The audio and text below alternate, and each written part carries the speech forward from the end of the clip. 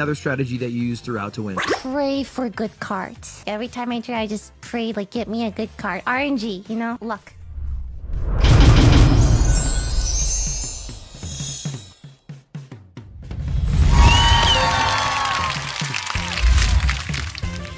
Wow.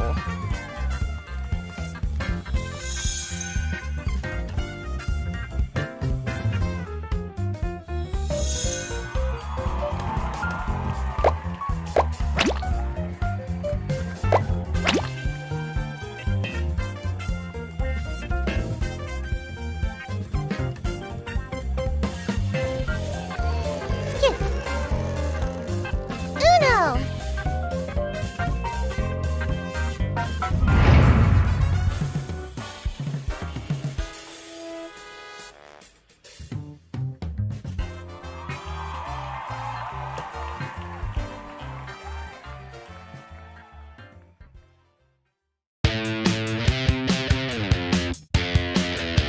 Uno!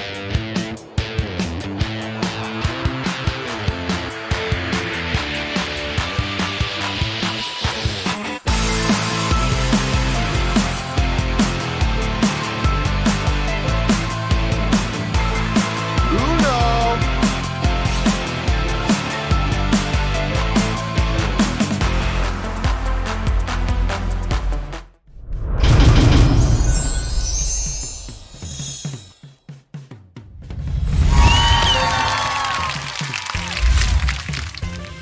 Wow.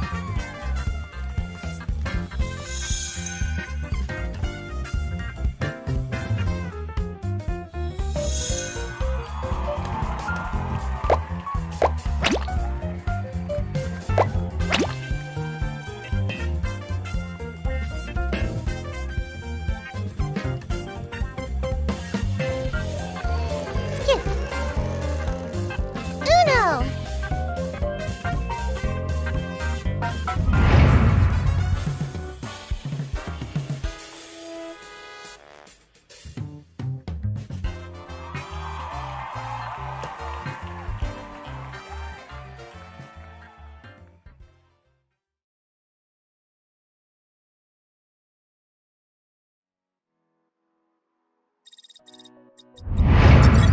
Hello Uno Mobile fans and audiences all across the world. I'm Alex Bohr, a community manager here at Mattel 163. I am beyond excited to talk about the Uno Mobile Wildcard Series, an accessible and competitive space where anybody can play and prove their skills in Uno. As the world's #1 card game and with over 50 years of history, everybody is an expert in Uno. In the mobile game, Mattel 163 innovates with new ways to play, special wildcards, and regular events. Uno Mobile has grown into a global sensation. We have over 200 million digital players, over 20 billion in-game matches, and hundreds of thousands of new players joining every day. It's a new cultural phenomenon for all generations and demographics. We've already worked with Korean pop group BTS, NBA MVP Giannis, and social media game changer Bitmoji. We believe that esports is for more than just hardcore gamers. If esports, like many on the market, require dedicated time and special training, they're accessible to only a limited number of people. We want a space where anyone can play. So we're pleased to introduce the Uno Mobile Wildcard Series. This series will be the first tournament of its kind. With wildly unpredictable fun and a famously low barrier to entry, we're evolving into the future of mobile esports. The first stunt of the Wildcard Series is All Stars, a unique, high-stakes show match that you can watch throughout this August. But that's just the beginning. Mattel 163 will extend the fun to the Community Cup that anyone can join in Q4 2022. We will have more to announce for Uno Mobile in the coming months. More opportunities to connect with the growing community and more innovations that push the boundaries. Stay tuned for the All-Stars live streams. Hope you have fun, and thank you. Uno!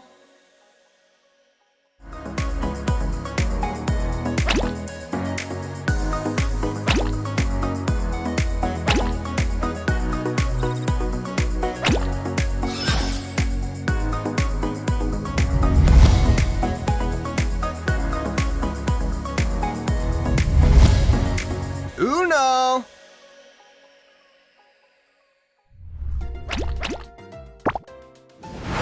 Hello Uno mobile fans and audiences all across the world. I'm Alex Boer, a community manager here at Mattel 163.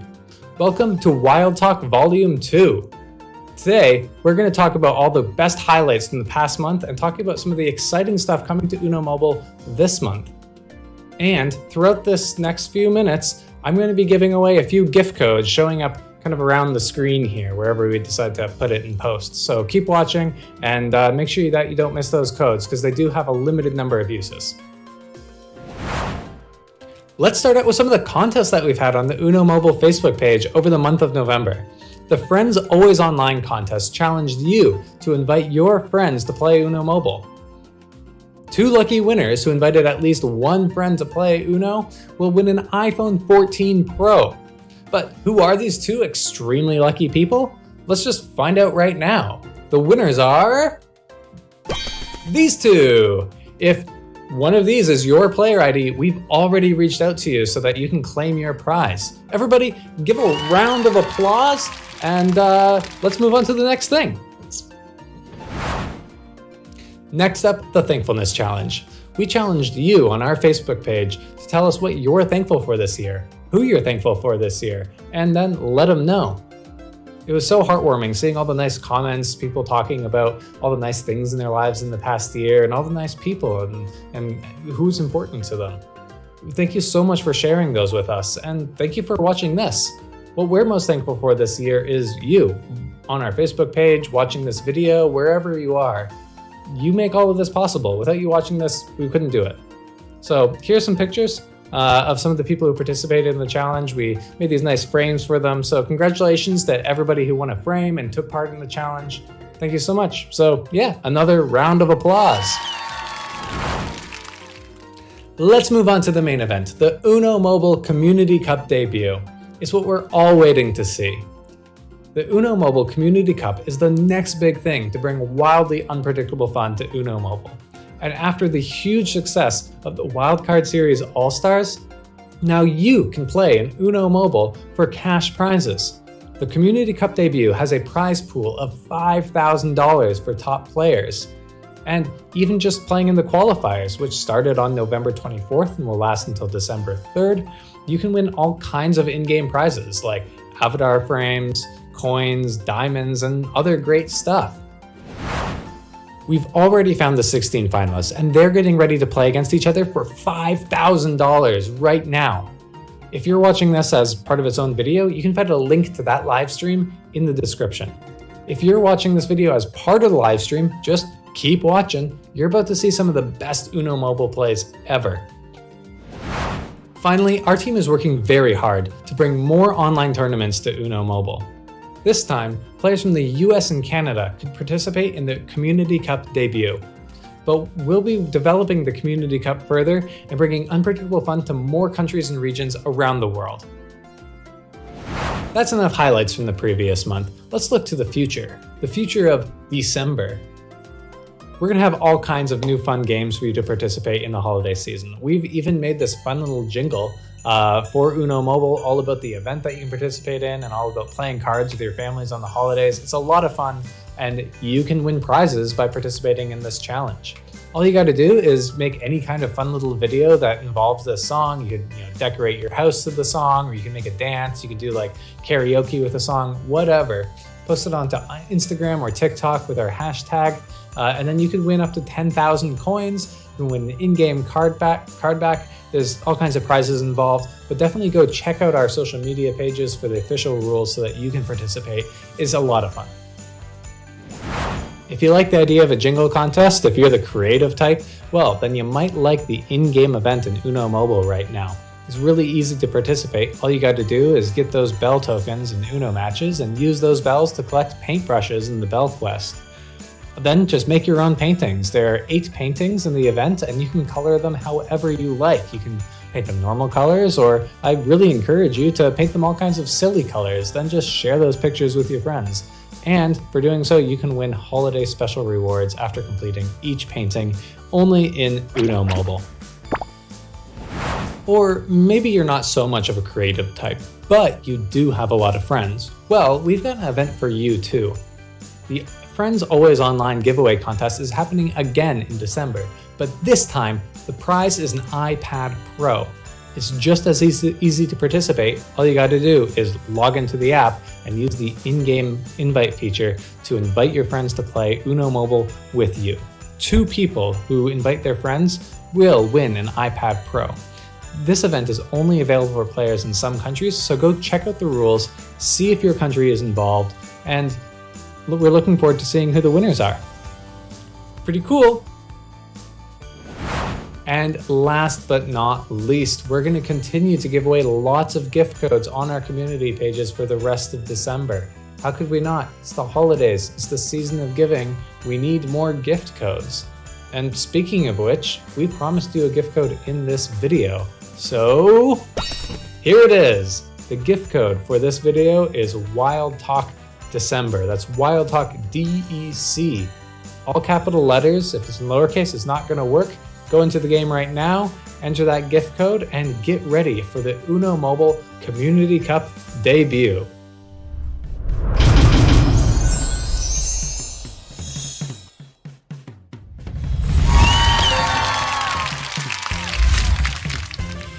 Wow.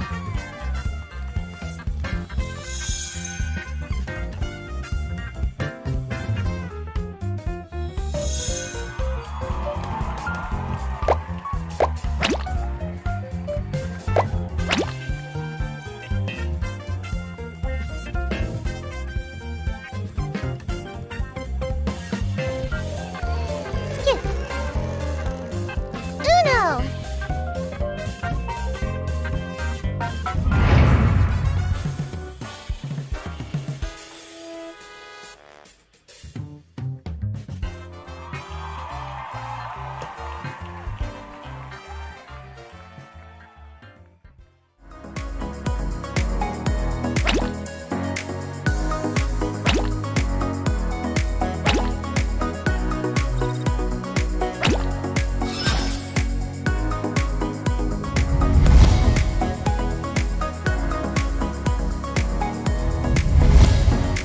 Uno!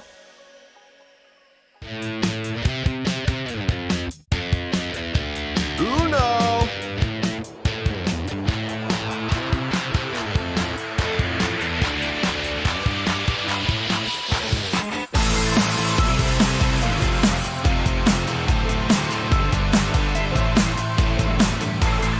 Uno!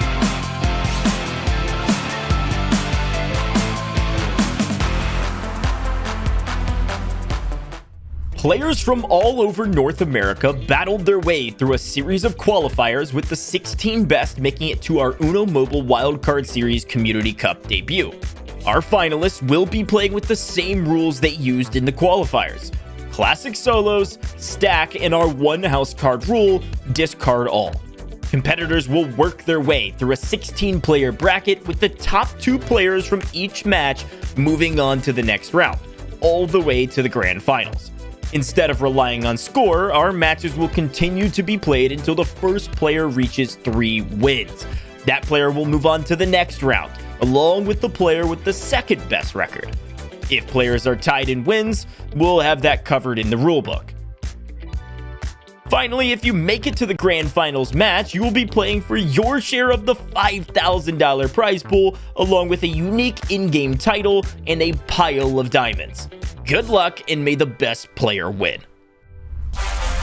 Unbelievable. Listen to their celebrations. Oh my god. No way, dude.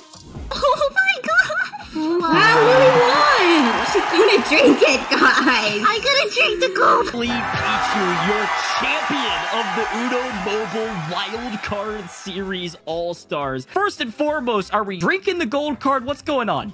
Oh my god, I'm going to stream myself melting the gold card and making it into a drinkable thing, and then I'm going to drink it on stream.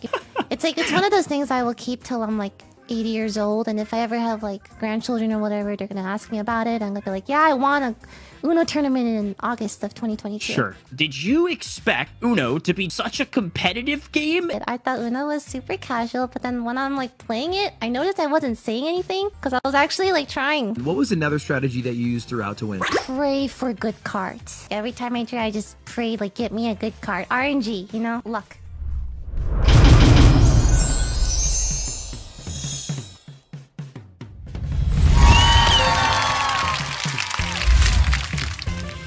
Wow.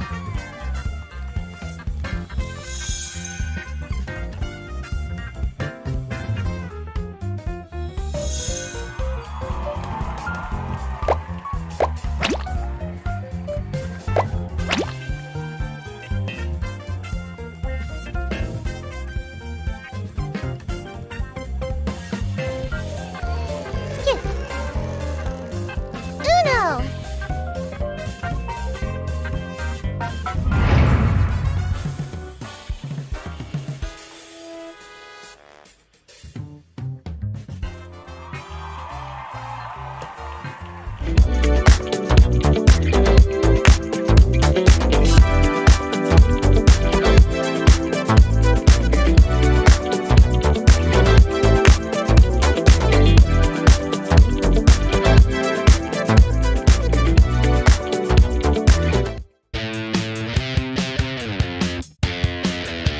Uno!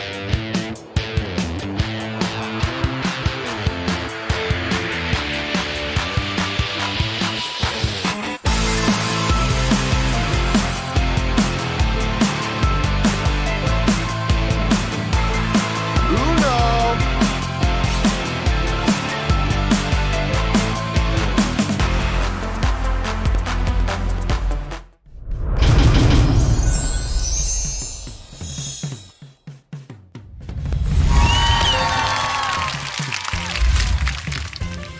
Wow.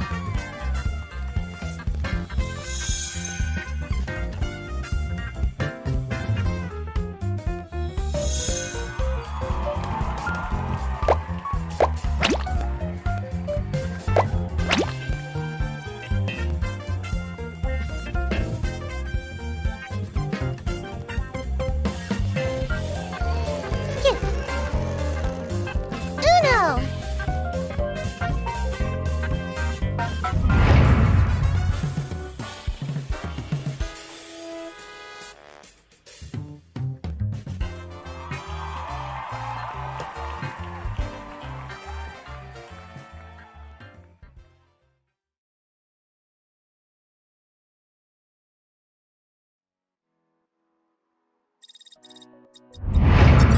Hello Uno Mobile fans and audiences all across the world. I'm Alex Bohr, a community manager here at Mattel 163. I am beyond excited to talk about the Uno Mobile Wildcard Series, an accessible and competitive space where anybody can play and prove their skills in Uno. As the world's #1 card game and with over 50 years of history, everybody is an expert in Uno. In the mobile game, Mattel 163 innovates with new ways to play, special wildcards, and regular events. Uno Mobile has grown into a global sensation. We have over 200 million digital players, over 20 billion in-game matches, and hundreds of thousands of new players joining every day. It's a new cultural phenomenon for all generations and demographics. We've already worked with Korean pop group BTS, NBA MVP Giannis, and social media game changer Bitmoji. We believe that esports is for more than just hardcore gamers. If esports, like many on the market, require dedicated time and special training, they're accessible to only a limited number of people. We want a space where anyone can play. So we're pleased to introduce the Uno Mobile Wildcard Series. This series will be the first tournament of its kind. With wildly unpredictable fun and a famously low barrier to entry, we're evolving into the future of mobile esports. The first stunt of the Wildcard Series is All Stars, a unique, high-stakes show match that you can watch throughout this August. But that's just the beginning. Mattel 163 will extend the fun to the Community Cup that anyone can join in Q4 2022. We will have more to announce for Uno Mobile in the coming months. More opportunities to connect with a growing community and more innovations that push the boundaries. Stay tuned for the All-Stars live streams. Hope you have fun and thank you. Uno!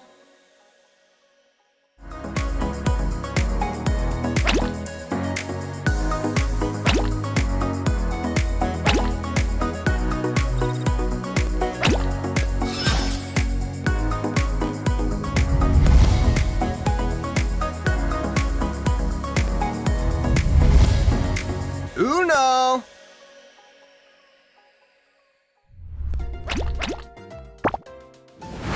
Hello Uno Mobile fans and audiences all across the world. I'm Alex Boer, a community manager here at Mattel 163. Welcome to Wild Talk Volume 2. Today, we're going to talk about all the best highlights from the past month and talk about some of the exciting stuff coming to Uno Mobile this month. And throughout this next few minutes, I'm going to be giving away a few gift codes showing up kind of around the screen here, wherever we decide to put it in post. So keep watching and make sure that you don't miss those codes because they do have a limited number of uses. Let's start out with some of the contests that we've had on the Uno Mobile Facebook page over the month of November. The Friends Always Online contest challenged you to invite your friends to play Uno Mobile. 2 lucky winners who invited at least one friend to play Uno will win an iPhone 14 Pro. But who are these 2 extremely lucky people? Let's just find out right now. The winners are these 2. If one of these is your player ID, we've already reached out to you so that you can claim your prize. Everybody give a round of applause and let's move on to the next thing. Next up, the Thankfulness Challenge. We challenged you on our Facebook page to tell us what you're thankful for this year, who you're thankful for this year, and then let them know. It was so heartwarming seeing all the nice comments, people talking about all the nice things in their lives in the past year, and all the nice people and who's important to them. Thank you so much for sharing those with us, and thank you for watching this. What we're most thankful for this year is you, on our Facebook page, watching this video, wherever you are. You make all of this possible. Without you watching this, we couldn't do it. So here's some pictures of some of the people who participated in the challenge. We made these nice frames for them. So congratulations to everybody who won a frame and took part in the challenge. Thank you so much. So yeah, another round of applause. Let's move on to the main event, the Uno Mobile Community Cup debut.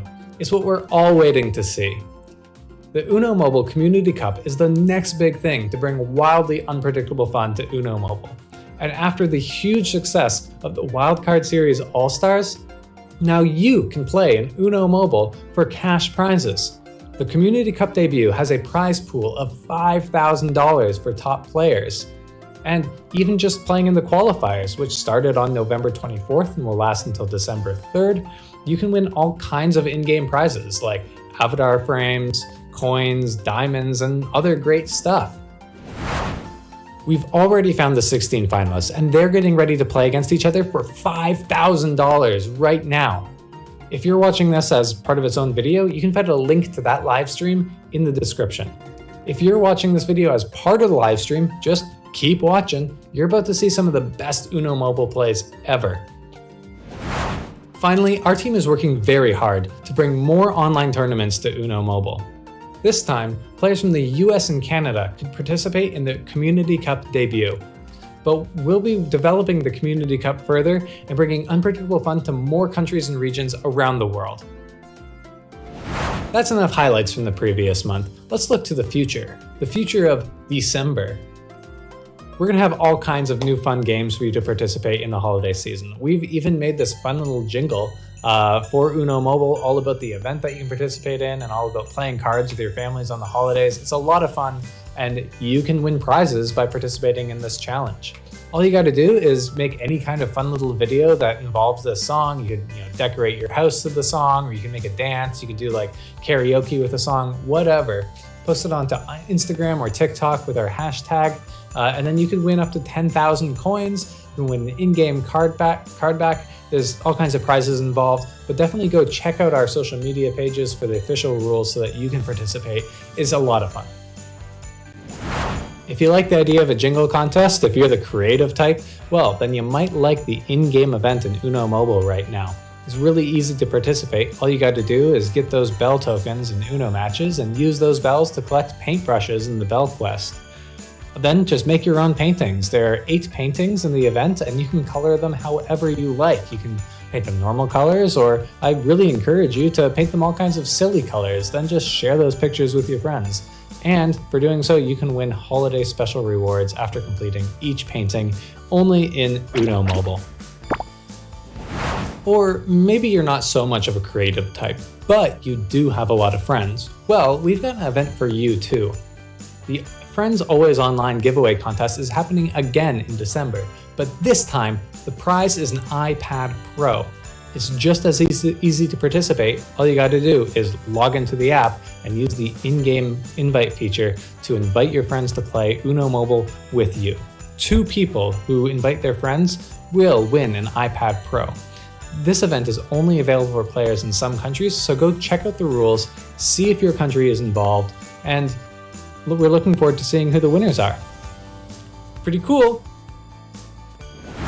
And last but not least, we're going to continue to give away lots of gift codes on our community pages for the rest of December. How could we not? It's the holidays. It's the season of giving. We need more gift codes. And speaking of which, we promised you a gift code in this video. So here it is. The gift code for this video is Wild Talk December. That's Wild Talk DEC. All capital letters. If it's in lowercase, it's not going to work. Go into the game right now, enter that gift code, and get ready for the Uno Mobile Community Cup debut.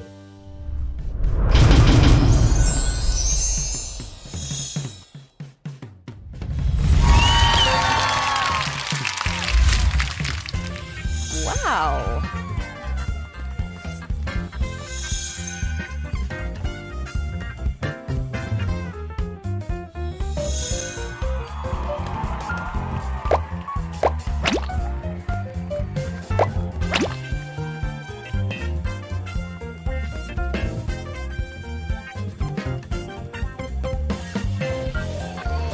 Skip.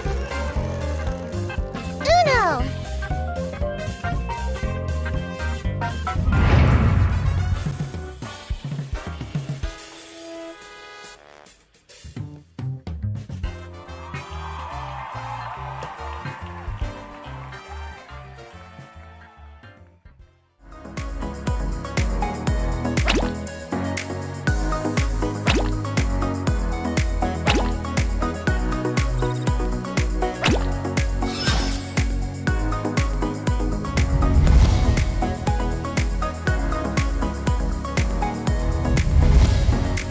Uno!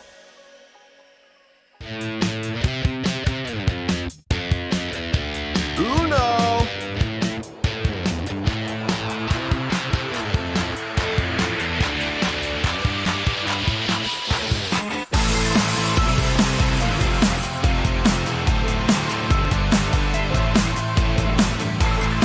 Uno!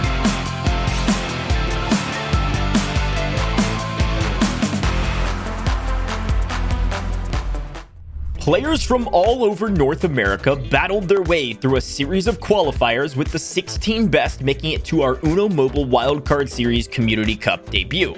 Our finalists will be playing with the same rules they used in the qualifiers: classic solos, stack, and our one house card rule, discard all. Competitors will work their way through a 16-player bracket, with the top 2 players from each match moving on to the next round, all the way to the grand finals. Instead of relying on score, our matches will continue to be played until the first player reaches 3 wins. That player will move on to the next round, along with the player with the second best record. If players are tied in wins, we'll have that covered in the rulebook. Finally, if you make it to the grand finals match, you will be playing for your share of the $5,000 prize pool, along with a unique in-game title and a pile of diamonds. Good luck, and may the best player win. Unbelievable. Listen to their celebrations. Oh my god. I didn't know I did it, but I did it.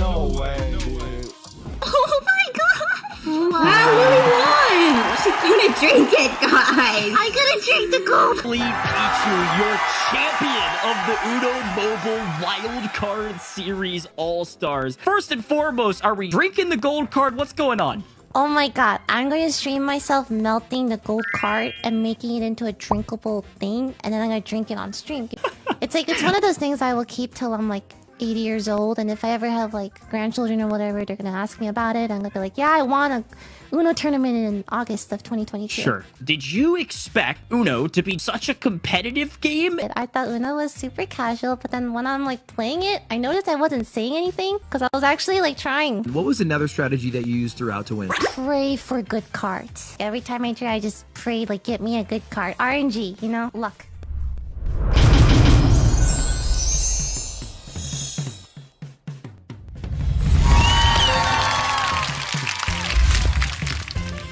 Wow.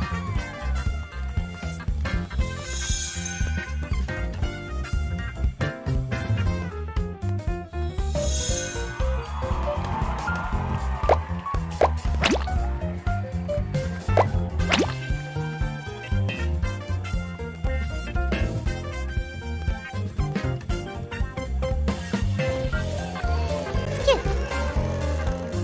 Uno.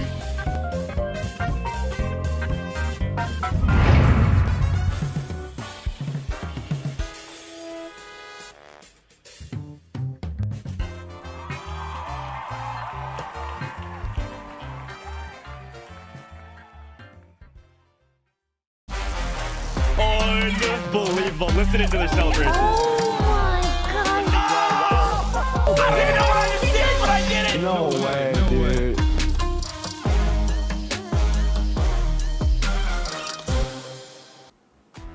Ladies and gentlemen, welcome into the Uno Mobile Wildcard Series Community Cup, and it's the debut. I'm going to be your host today, Grandmaster Gojj, and couldn't be more excited to be here because this is the second Uno Mobile Series that I've been a part of. If you remember back, we did an All-Stars event. You saw some highlights in that pre-roll for a moment.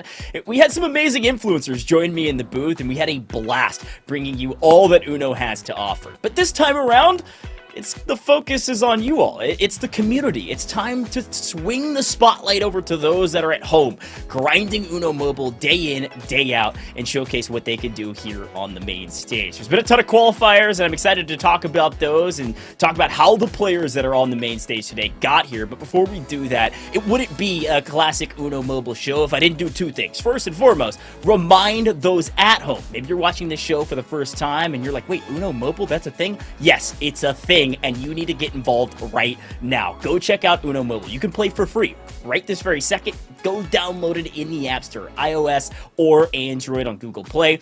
All you have to do is type !Uno in the chat, or if you're watching this after the fact, it's in the description down below. Click the link, go download Uno Mobile, and get involved, because you might be able to get involved in some of these community cups down the road. And the other thing that we always do on Uno Mobile broadcasts is we do some giveaways. So it's time for one of those right now. We're going to do a ton of these throughout the broadcast, so make sure you stay tuned. This code, you can go type it in, go to settings, go down to gift code, and then type in the code live on YouTube. No spaces. You're going to be able to redeem this. Now, it's a limited time. I believe there's about 2,000 or so times that this can be entered overall, once per person. You're going to be able to redeem this for 400 coins, 5 diamonds, and 4 different shields, I believe. So go check it out. It's an amazing giveaway opportunity, and we're going to have a number of these. They're going to ramp up in what you'll be able to take home as well. Now, I'm going to be your host today, and I've got a friend I'm going to introduce in a moment. But before we go there, let's talk about the format.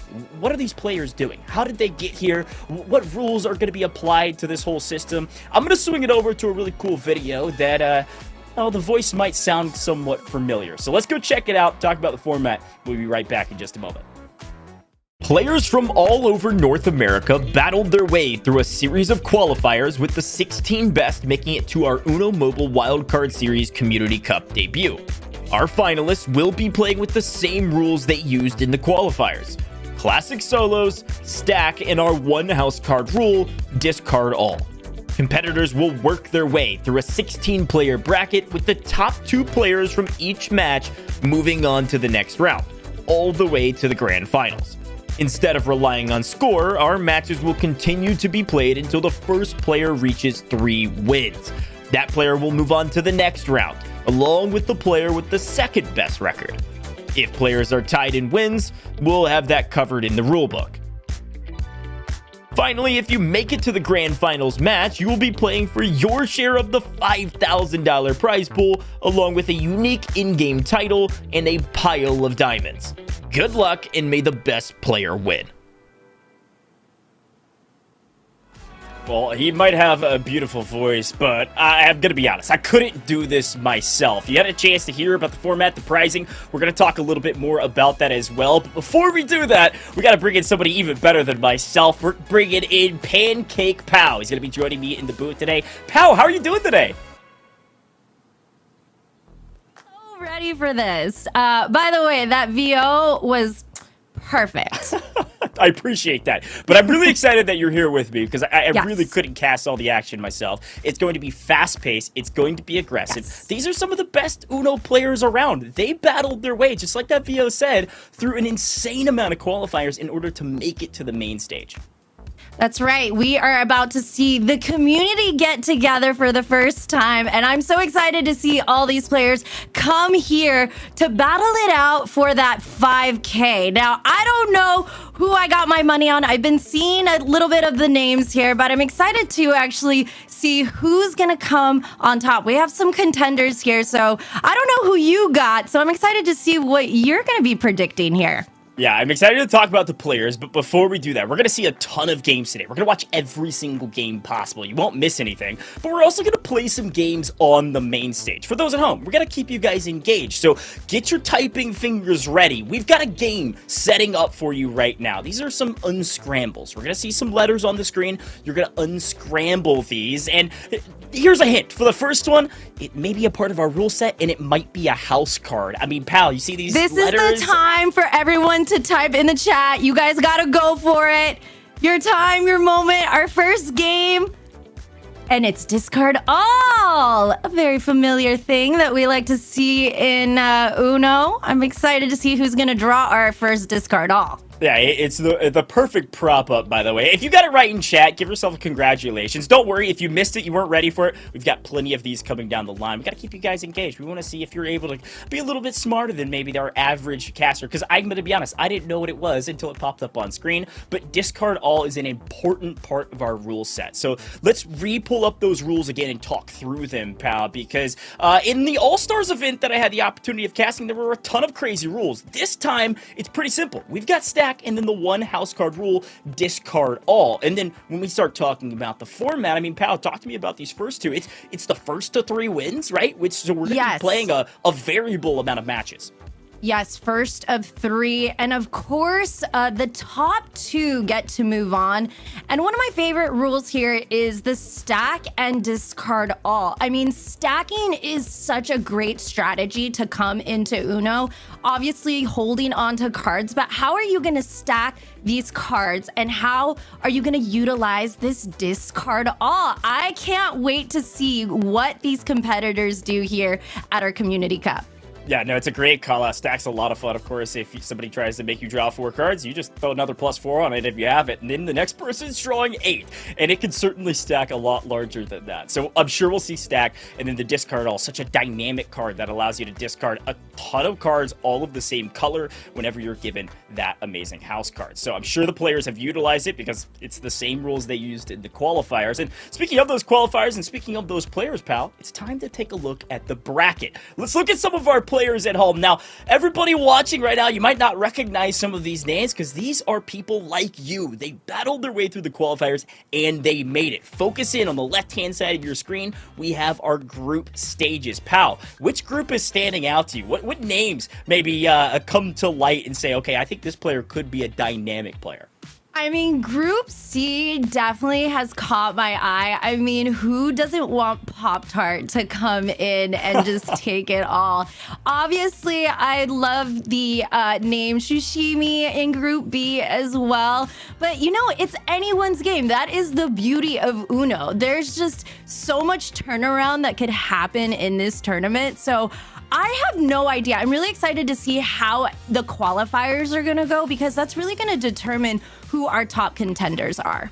Yeah, exactly. All these players battled their way through qualifiers to make it to this sort of quarterfinals round, but this is the opportunity to move into the semifinals. You can see how they're seeded coming out of each round. And as a reminder, like we said in the rule set, it's top 2 moving on in every single group. So we're actually going to be focusing on Group A first, because like I said, pal, we're not skipping a single game. So we'll go from Group A to Group B to Group C to Group D. And there's amazing names in all of them. Some players maybe just are showing their first name. So let's take a look at Group A and talk about those names like Sierra, like Andy, and then of course Miss Fank 11, and then Amon Ra, which I believe is an Egyptian god. So hey, no matter what you title yourself, hopefully you come out swinging pretty quickly because our games are about to be underway.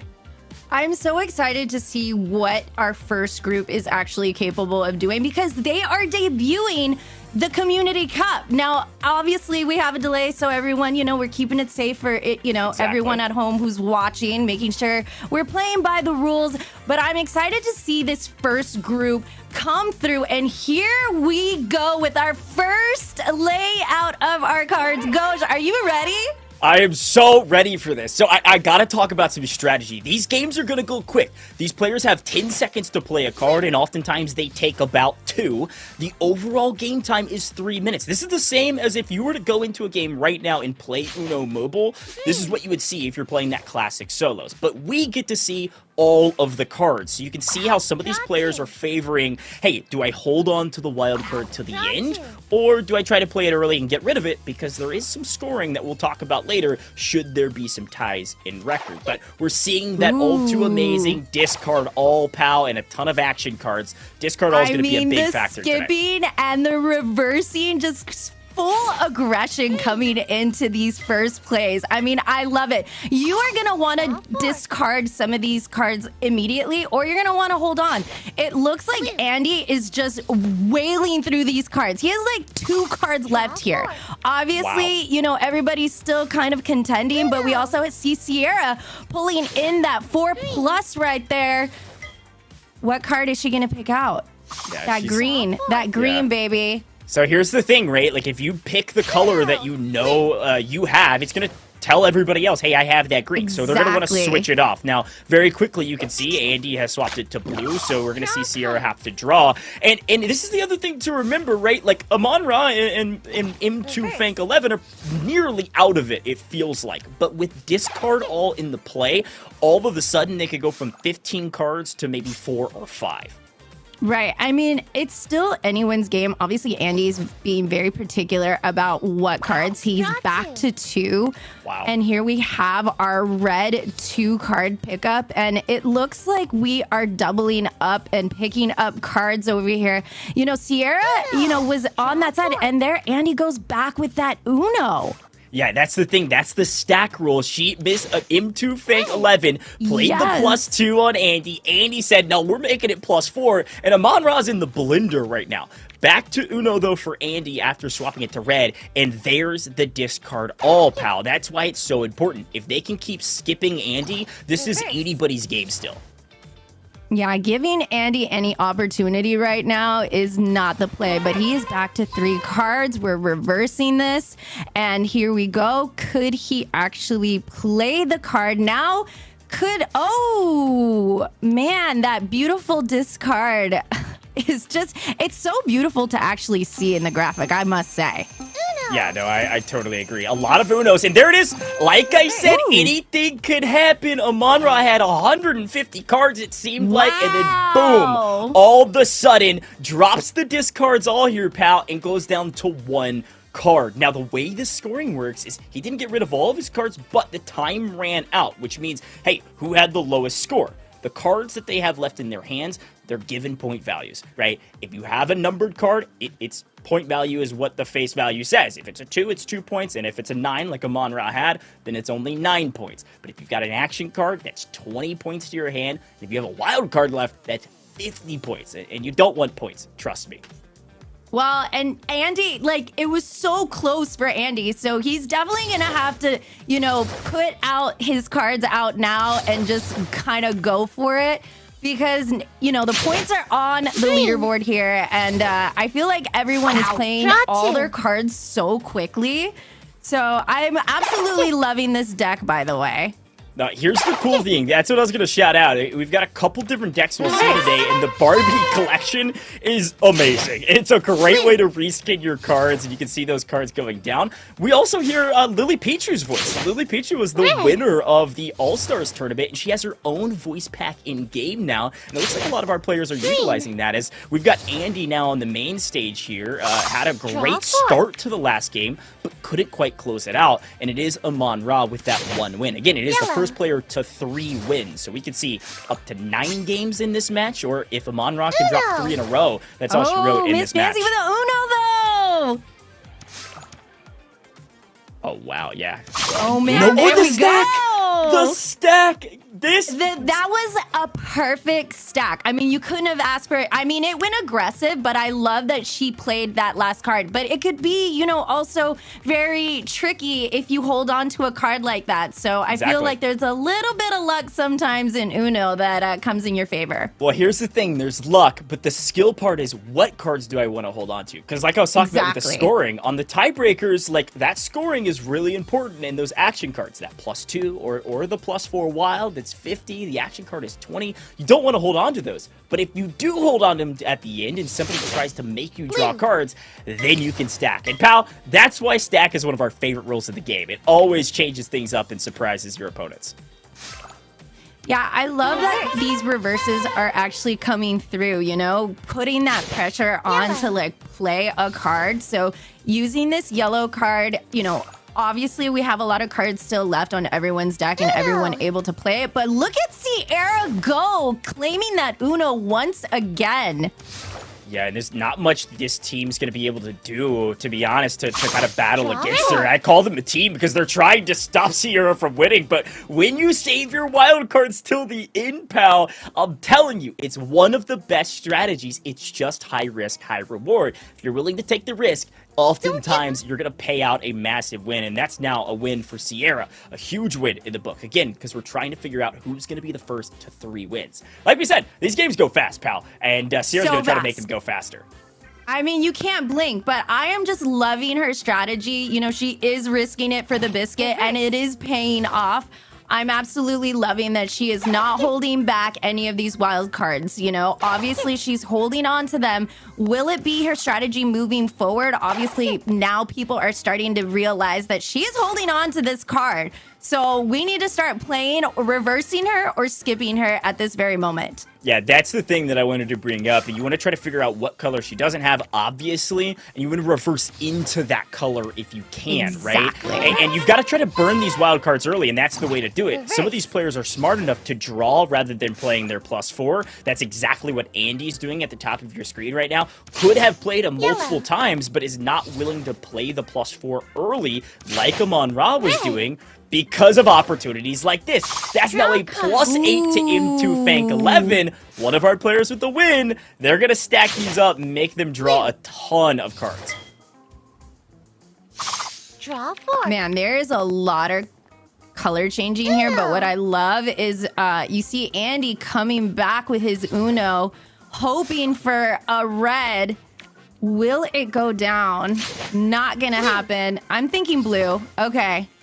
Yeah, the discard all in hand, you can only expect that the Amon-Ra is going to drop the discard all, but M2 Fank, who drew 8 cards earlier, is down to 3 with 2 wilds. They are in a fantastic position. They can go green here, which now that we're able to see all of the cards, it's an amazing position to be in. You're either going to force Andy to do this. They will have to draw some cards, but it was a close call. If Andy made the call to not play that, M2 Fank 11 wins the game. Oh, there it is. It could be Andy's moment. Oh, unfortunately, not yet. Green. Great call for green. Fank 11's got the discard all. Can go to Uno here on this next turn. Except they're going to stack May the +4 and Sierra. Make sure Sierra doesn't grab another win. Can still play 2 cards next turn. There's only 48 seconds left in this game, so this is where the players need to start being particular about, do I hold on to the wild? Do I risk that extra score? Or do I want to play it? And that's exactly what Sierra is doing. She's got to get the big cards out of her hand with the time going down. It may come down to score to see who wins this map. Man, 30 seconds on the clock here with Andy with 2 cards, pulling through, making sure he keeps those cards. Will it go in his favor? Unfortunately, he picks up a card, but has a card to actually deal with right here. And here we go with the change of color. 7. Green 7, baby. Oh, my goodness.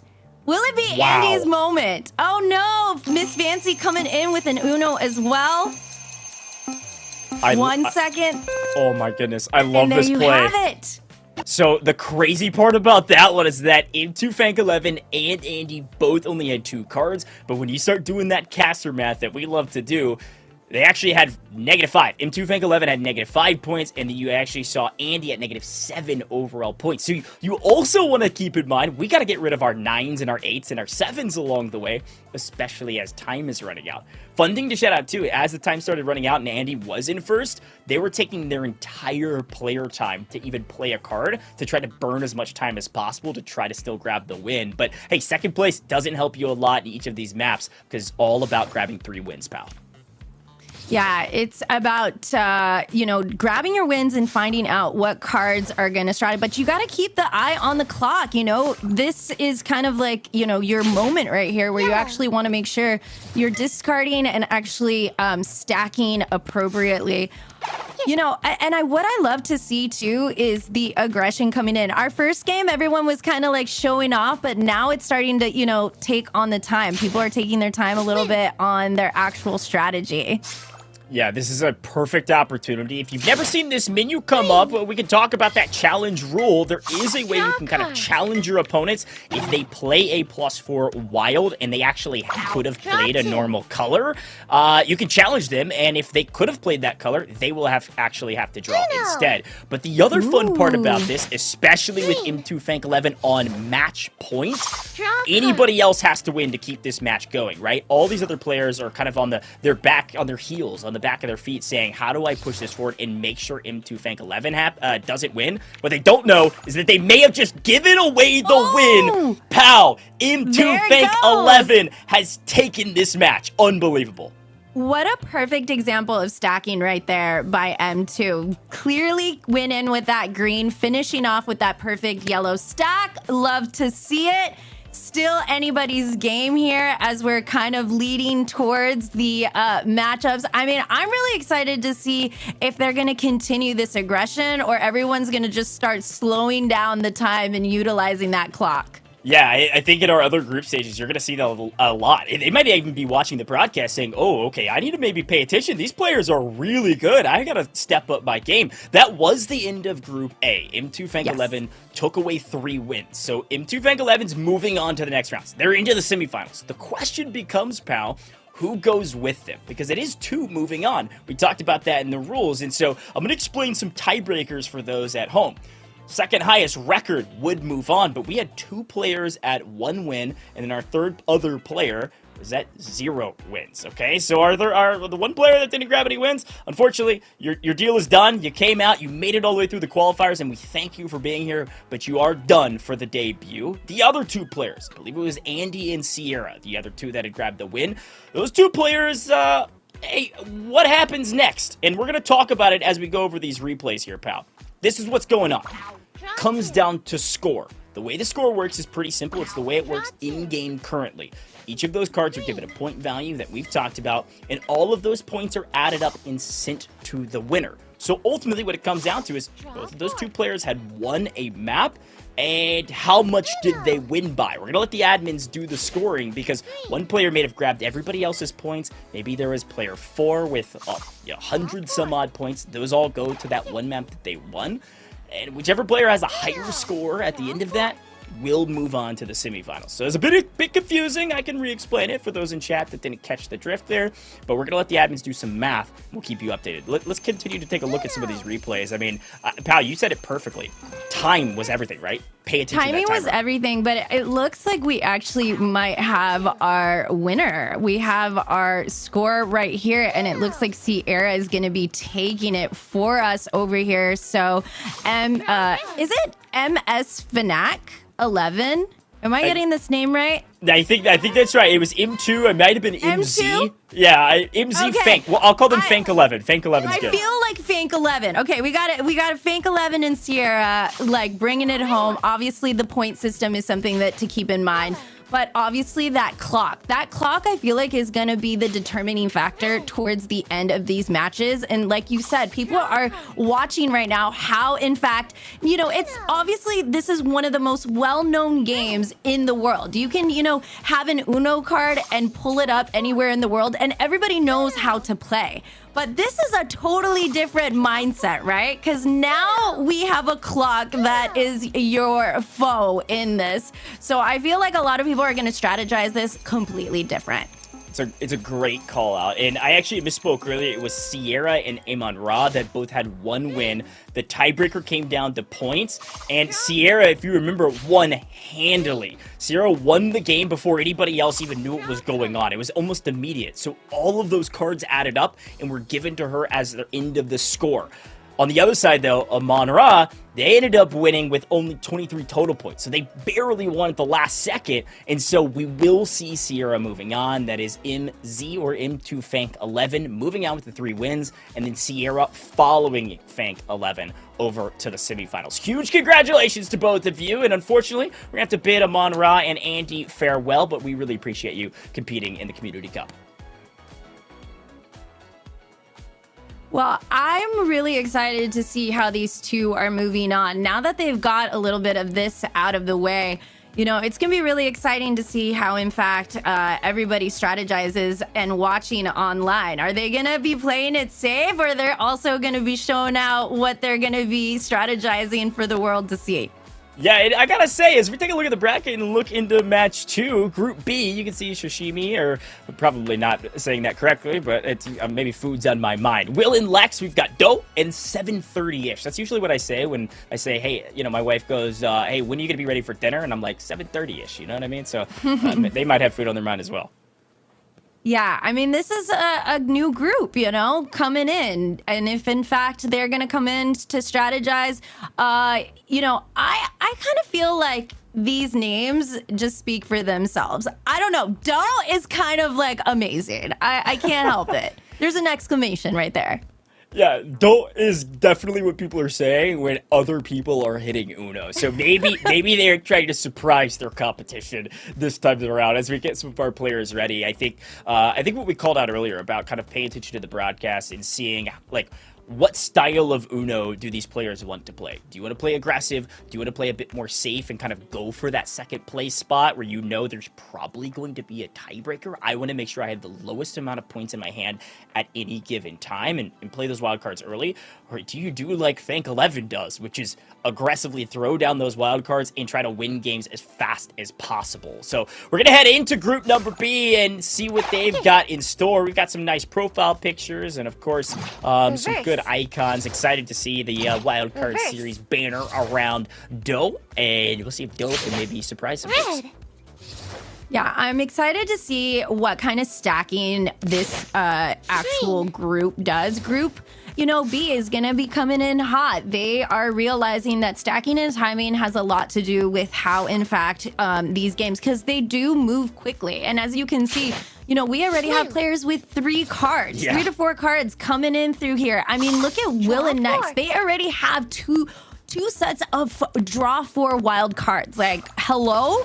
This could be brutal for the rest of the group. It's about to be, and it's huge for Will and Lex. Not only do they have a huge opportunity to win here, but they have an opportunity to win with style, right? They can win with Dough having potentially a ton of cards, which ultimately will help their score out on the end of this. And now with a +4, nobody really able to do anything. That is game, set, and not match, but game certainly for Will and Lex, and it's going to be a massive win for a great score. Albeit 7:30-ish was close, not close enough. Draw 4.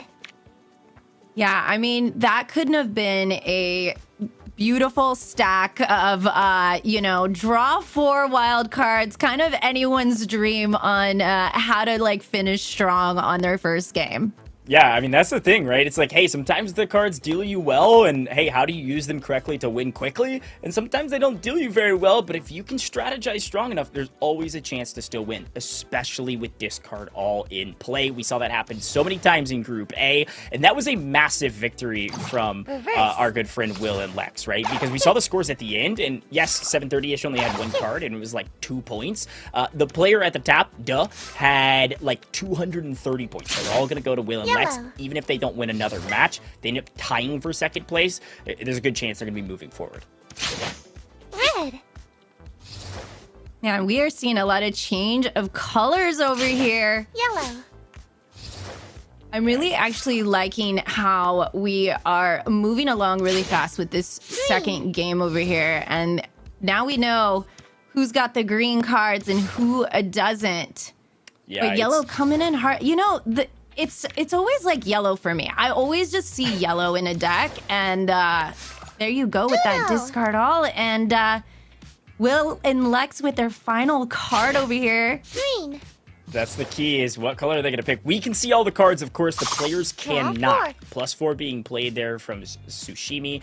A little bit of a misspelling there, or my fault on the pronunciation, but that is the key. You've got to draw the +4s out of the other players' hands in order to have a chance to win this thing. The problem is they didn't do that for Sushimi, because now they're going to get down to, they aren't going to do it. Okay, this is the different strategies here that we saw earlier, pal. We saw Andy drawing when it came down to the only 2 cards. We didn't want to burn that wild early. Sushimi's basically saying, hey, I think I can make it, and they were right out of nowhere. No!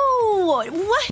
I'm so shocked because they literally gave away their card color. I don't know why that play happened, but it did. Maybe there was a little bit of nerves right there, and they just pulled out that green card. I am so surprised by that play because we all knew they had a green card left. Yeah, it's a tough play to make because you have to decide, do I want to burn this wild so early to change it to make sure they don't win?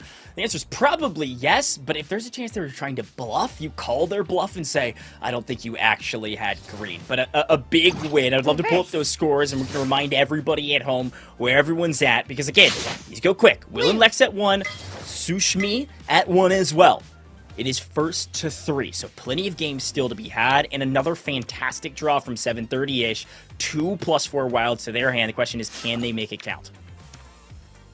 Ooh, there we go. My favorite kind of stacking coming in from Sushimi, and I'm excited to see if, in fact, how this... Oh, and there you go. How to utilize that wild card. Changing it up to green. Plenty of green on the table. Anytime there's an opportunity to stack, you're going to do it. And that's 3 in a row, pal. That is +12 to Sushmi. And out of the 12 cards they drew 1 wild, but no +4 wilds. So, or actually 2 wilds to be in the fact. But here's the thing that's crazy. They didn't draw a discard all in that +12. So they're going to have to single-handedly go through one card after another in order to get through the rest of these. That is a tough draw for Sushmi. I feel like 730 is trying to do everything to get themselves on the board. The only player that has not won besides Doe. So it's like right now you need to get yourself on this leaderboard if you want to continue on this first matchup. Doe's going to try to make sure it gets to yellow the best they can. Continue to reverse on green to 730-ish. Very wise. Didn't get a chance to see them play green. And with a skip coming through as well, it's kind of just going back and forth. Will and Lex looking pretty solid. Don't have too many action cards. And I'm scared of Doe. Plenty of discard alls in yellow. Could go down to Uno, but you got to get it to yellow. And there's an opportunity to do it. Could go yellow 5. Goes blue instead. Yeah, there are a lot of cards on the deck right now, but Will and Lex, with 3 cards left here, the strategies right now with only, 50 seconds here? Yeah, I mean, I think you want to try to get rid of some of your action cards if you can. 100%. We've changed perspectives here for those at home. We've got 730-ish now on the main stage, looking really solid, battling it out between first and second, and Will and Lex in 730-ish. But bam, there it is. Finally a yellow. Doe now in first, and it's going to be tight. These players are going to burn some of the time off the clock. Pal, there's only 25 seconds left. Oh my goodness. The red is coming. Is he going to skip him?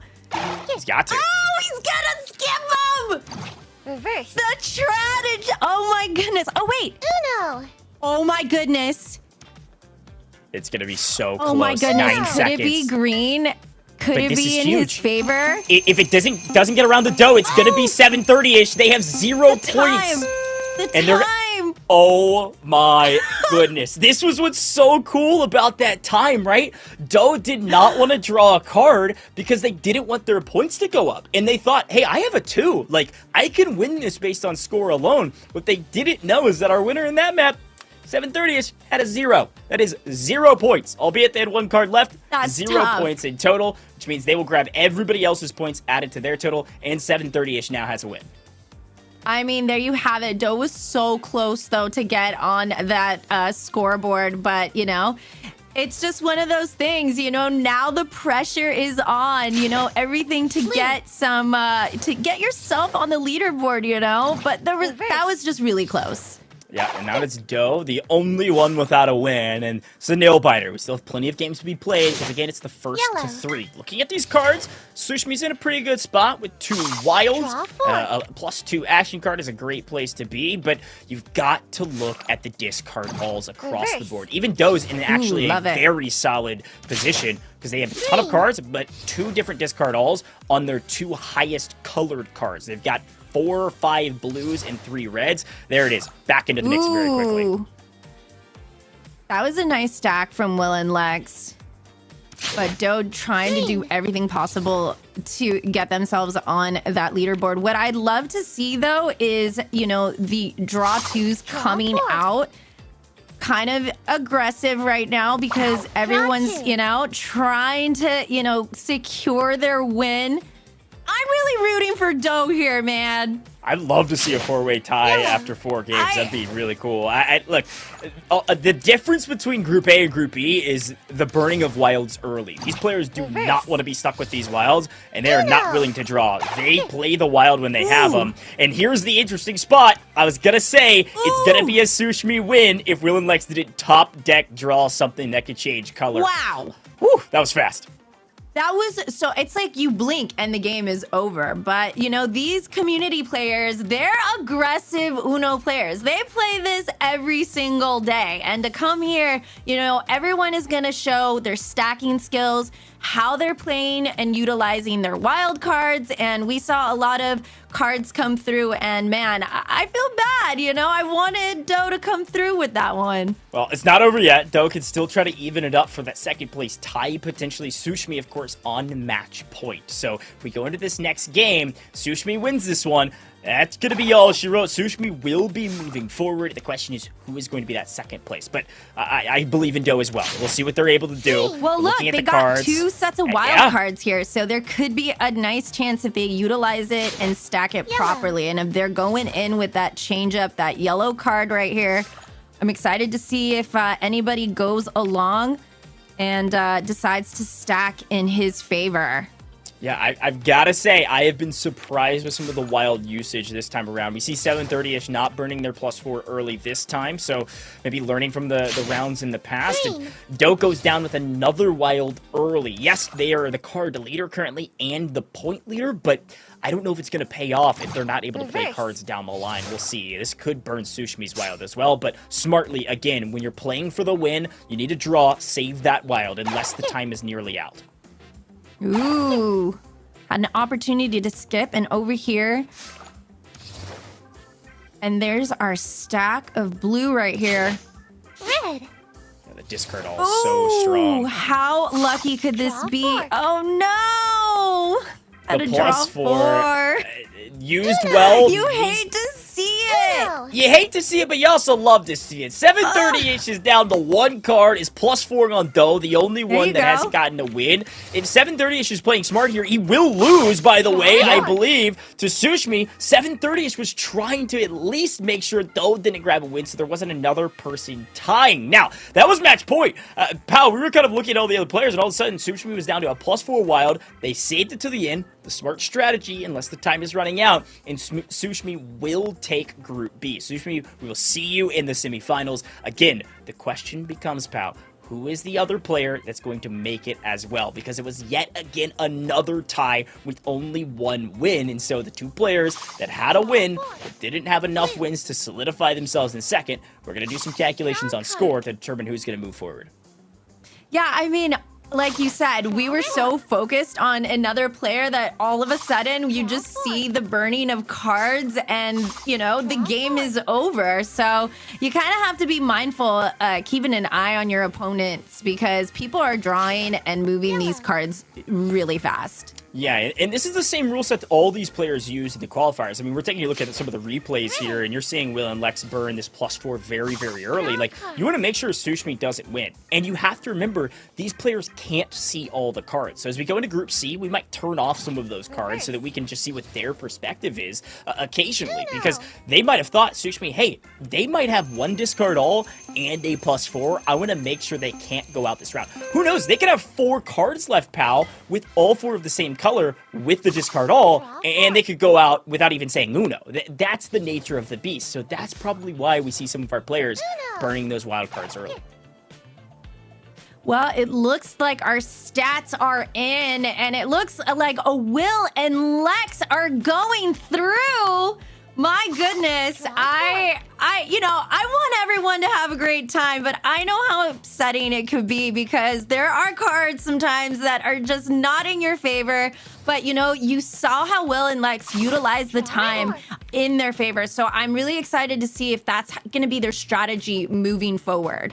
Well, and it's our favorite stack rule that really brought them to the finish line. If you remember, at the very beginning of this group stage, they won that first game, and I said this could be the game that wins them the tiebreaker because they did a +12 after 3 +4 stacks in order to rack up a crazy amount of cards on their opponents so that their overall score was massive. Again, that tiebreaker, you can see it. It's happened twice now. Will and Lex tied with 730-ish, but it comes down to how badly did you win that one round that you won. You grab all the hand points from everybody else. Those total up your individual score from that game as the winner, and that's what our tiebreaker is to start. So Will and Lex will move on with Sushmi after a dominating performance. Those 2 players, we will see them in the semifinals. And it's going to be all up to Group C to see if they kind of stay in the same vein. I say stay in the same vein, pal, but really Group A and Group B, they had different strats. They did. We saw different kind of movements with cards and how they utilized their wild cards. But, you know, congratulations to everyone participating here in our Community Cup. It's so great to see everyone coming together on a Friday, having fun, playing Uno Mobile, which you can actually download right now. You can actually start playing and practicing yourself. So, you know, kind of learn some of these strats along the way. And yeah, I mean, you don't know what might happen. You don't know what kind of deck you're actually gonna, you know, have in front of you, what kind of cards they're gonna be dealt, but it's also utilizing your time and your stacking. So I'm really excited to see how, in fact, if they're gonna continue this strategy moving forward now that they've seen the other opponents and how they play, or will they have to change things up? Yeah, and that's the thing, too. Like, when we start talking about the qualifiers, these are the same rules, like we've mentioned, that they used in the qualifiers. And maybe in some of those qualifiers, it wasn't as tight of matches. So let's take a look at Group C. It's about to be underway. Let's take a look at some of our names, pal. We highlighted them beforehand. We get to see Pop-Tart on main stage versus Marcus' ex-wife, Riley, and Ketaboo. Yeah, but like, who is Marcus's ex-wife? Is she watching? See, is here's she the thing. rooting? Is she not I rooting? don't know. I don't know. But we also got Riley and Ketaboo too coming in to show what they got here in the Community Cup. And it is time to go. We're seeing this beautiful deck. And, you know, I love the profile photos, a little holiday action coming in, Ketaboo with a cute little selfie.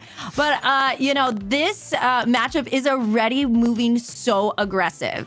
Yeah, it's aggressive. They're playing the cards very quickly. These players know what they want to do with the cards when they're dealt them, and all of these players are holding on to their wilds this time around. So this is more kind of akin to Group A. This is how Group A played. They played it a little bit slower with the wild cards in particular, got down to a lower amount of cards, then started making plays, especially as the timer started coming to a close. You can see a number of different skins and collections going on. We saw the Barbie collection that you can go get involved with right now. We heard Lily Pichu's voice, the voice pack from our All-Stars winner that you can go check out in the Uno mobile store. But Riley's in a really good position here, especially if we don't change it off of the 0. Ooh. Riley's not going to go out here, but will go to Uno and still have the wild card.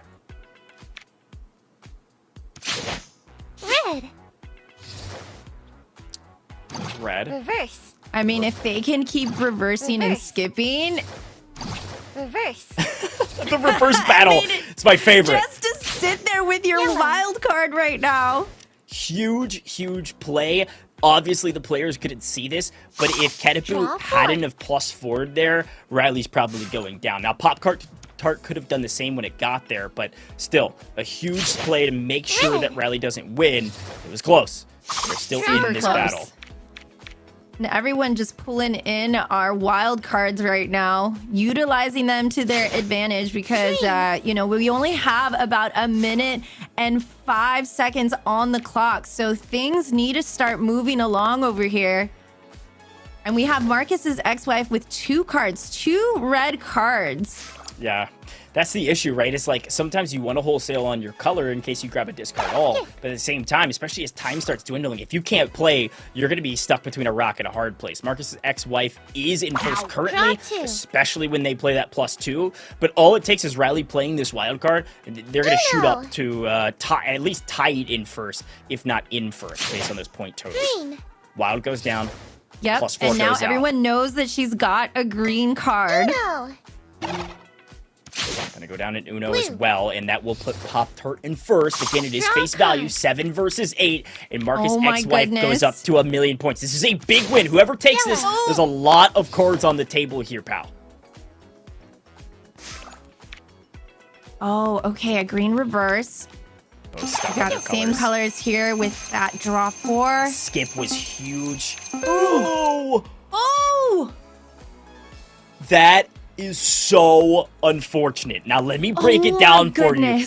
Look at these totals. We saw Riley at 28. I believe it was Ketepu that ended up winning that. It's because of the point totals, right? The time went out, and I think, I don't know, but I think the player on our screen, the bottom view, they could have delayed, not drawn, and just said, okay, I'm going to let the time run out. I think I've got enough time. They went for the draw to see if they could do something that makes sure they win that game. The problem is they drew an action card, pal, which are worth 20 points. So their points skyrocketed up, and they didn't end up winning that match. That was wild. A wild way to finish game number 1. That was risky. I don't know if I would have drawn. I would have played the time, but that's, you know, like we said, you sometimes got to risk it for the biscuit. Yeah, and we're going to swap over now. It's Ketepu on main stage, down below at the bottom. Pop-Tart was the one we were watching last time. Ketepu now. I'd love if production, we could turn some of the cards off. Marcus ex-wife, very similar cards here, except although Ketepu with that reverse could be, you know, not what we want to see here. They do have a green to play. Ooh, changing it up to red, using that wild card. Yeah, and this is what I was talking about, pal. We can turn the cards off. This is what the players see. They don't know. Pop-Tart plays the +4, and they're like, okay, we burned. Pop-Tart's +4. We should be good. But what we do know, if we can turn those cards back on, is that Pop-Tart has another +4. And the challenge. The challenge comes through. Pop-Tart had to change the color.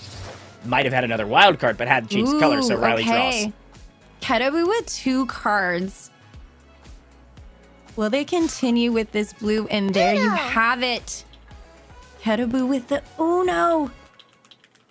Yeah, this is going to be close. Down to 1 card.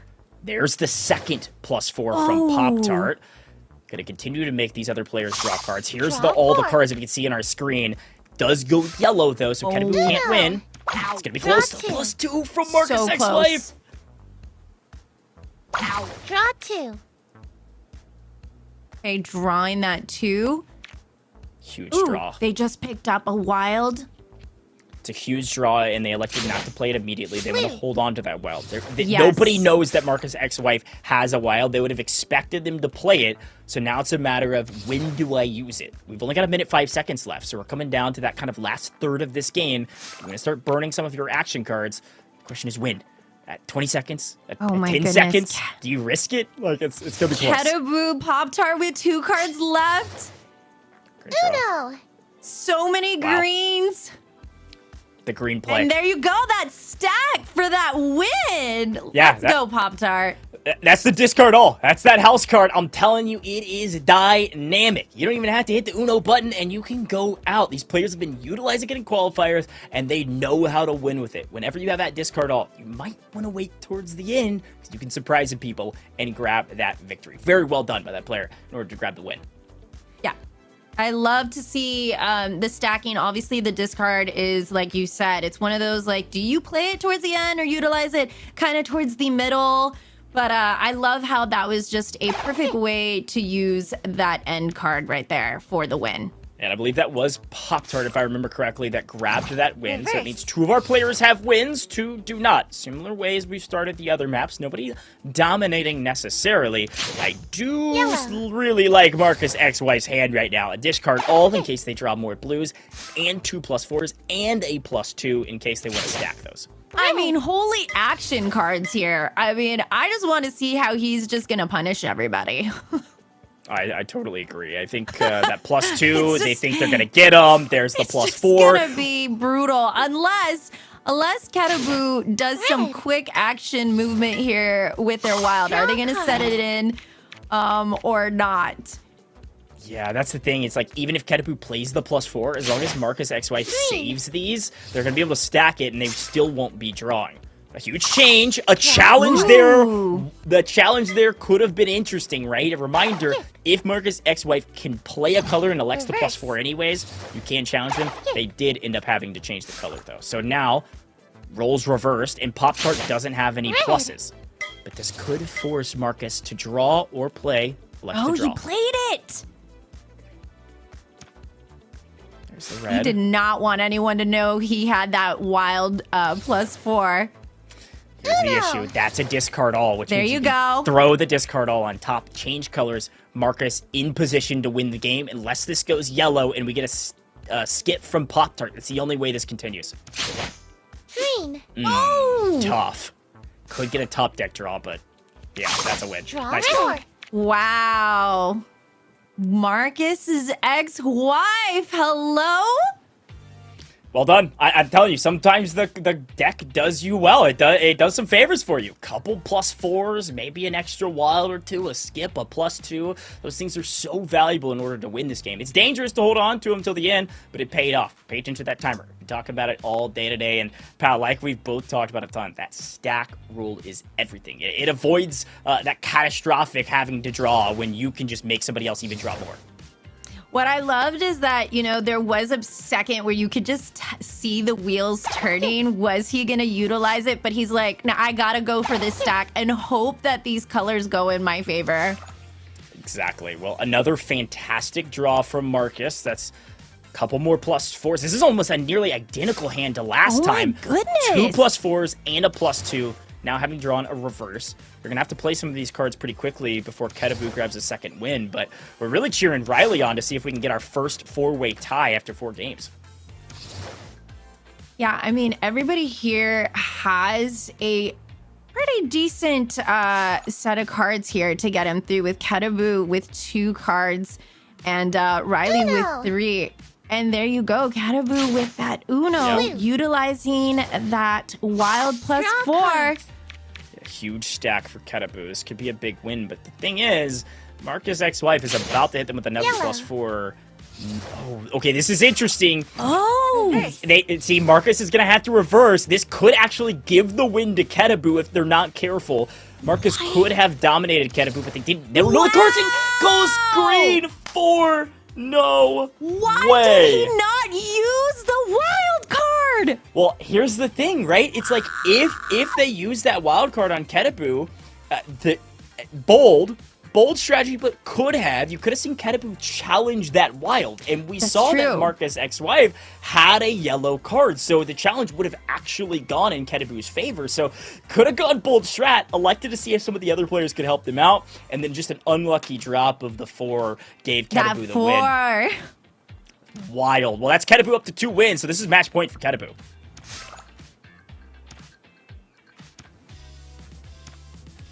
Pal, what do you think about these hands? I mean, I was I'm looking really around. loving the way Kedapu just played that. It was just so, like, just on point. Had the number ready to go, but I feel like now's the time. I mean, look at, she already has 3 cards left. With a wild in hand, gonna go ahead and burn the wild, which means we might have a bit of an issue. We've got +4s coming from Marcus and Pop-Tart, but those could theoretically stack even if Riley was able to drop it. Oh my goodness. They gotta burn them pretty quickly, that's the thing. So you could start throwing these down now. Pop-Tart would throw the +4. Marcus' ex-wife can stack. This is perfect. They can't see the cards here, pal, but Kedapu's about to draw +8. Green. Draw cards. Great play. They don't know they made that good of a great play, but it really did work out in their favor. What I love that Pop-Tart had pretty much all the colors set, but now they don't have a 3. Yeah, this is tough with They're no gonna- action cards. Poor Kedapu, they were so close. Yeah, it's still possible, to be frank, especially without any action cards across the board. We start running out of colors here, and you just don't get unlucky for Marcus. I mean, they don't have a... Oh, they go blue! No! Whoa! I mean, so tough. Marcus's ex-wife! It's so tough to know. Again, they can't see all the cards that we can. It looks so simple for you and I on screen. It's like, obviously, you don't need to go blue, but of course, the players can't know that, and it's like, hey, yes, we're changing the color. I don't think they have it. Let's risk it. Let's try to get some more cards out. But no, Marcus' ex-wife will take it. And that means we now, for the first time in group stages here, pal, we've got 2 players on match point, I believe. That's right, we do. I'm excited. Who do you got?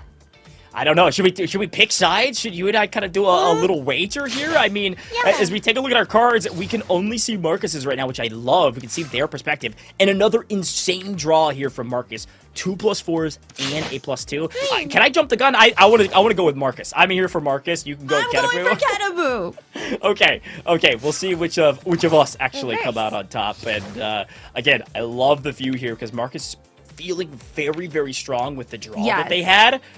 But yeah, let's go ahead and swap out and see all of the cards because Kedapu's in a really strong position as well with only 2. And with the motion of the game now going the other direction, we know Marcus can't drop the +4s. Uh-oh. Oh my goodness. Oh my goodness. Come on, Kedapu. It's possible. It's the power of the Christmas deck. The holiday deck. True. Which you guys can go get your hands on, by the way. The Christmas deck, I believe, is out right now. But here's the thing. I don't think there's a way Kedapu can win this.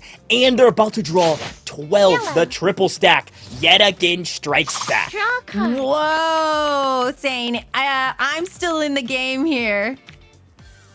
The good news for you and Kedapu, though, pal, right, is they do have that discard all in green in case they want to get rid of all of their green cards and get back into the mix. Or they can save them and use some of those +2s. I mean, anything could happen. Yeah, and we do have quite a bit of time also on the clock. We got to keep that in mind. Although, you know, we are very excited about like what everyone is drawing. Keeping the eye on the clock is really important too. These games do happen fast, though. Yeah, and that's what I was going to say. Kedapu's going to try to get this to green at all costs. Oh my goodness. Now it's back to blue. They do have a blue, so they're not drawing yet. Riley in trouble with yellows. This is really still anybody's game with 60 seconds left. Oh, pal, they're going to start thinking about the timer now. You can see the medals even on this screen. And the medals actually do give away a bit of information, too, because it talks about, hey, if we have the same number of cards, who has lower cards? So you can start guessing, like, what types of cards they have in their hands. Is that a 5 or a 4 or a 3? But Riley's looking pretty strong. The only player without a win could force this into a new map. No! That's a huge play for Pop-Tart. But they can stack their greens. Kedapu can go down, and this is huge because now they're in the mix. They're going to be inside the top 2. There's an opportunity to still win this. They got rid of a ton of action cards. That reverse, though. Reverse. Oh my double god, reverse. a double reverse! Uno. Yeah. They're going to keep Ketepu out of this. This could be Pop-Tart. We could see a three-way tie for first currently. Riley's going to try to win it, though, here at the last second, and I believe they're able to do it. It's going to be so close. Oh my goodness. Pop-Tart would have to draw 1 something second. crazy. Oh. Nope. Woo! Way to go, Riley. Yeah, I don't think either of us were right there, and it was a close match. We were both out. Riley came in, the dark horse said, I'm still in this. I'm taking this win.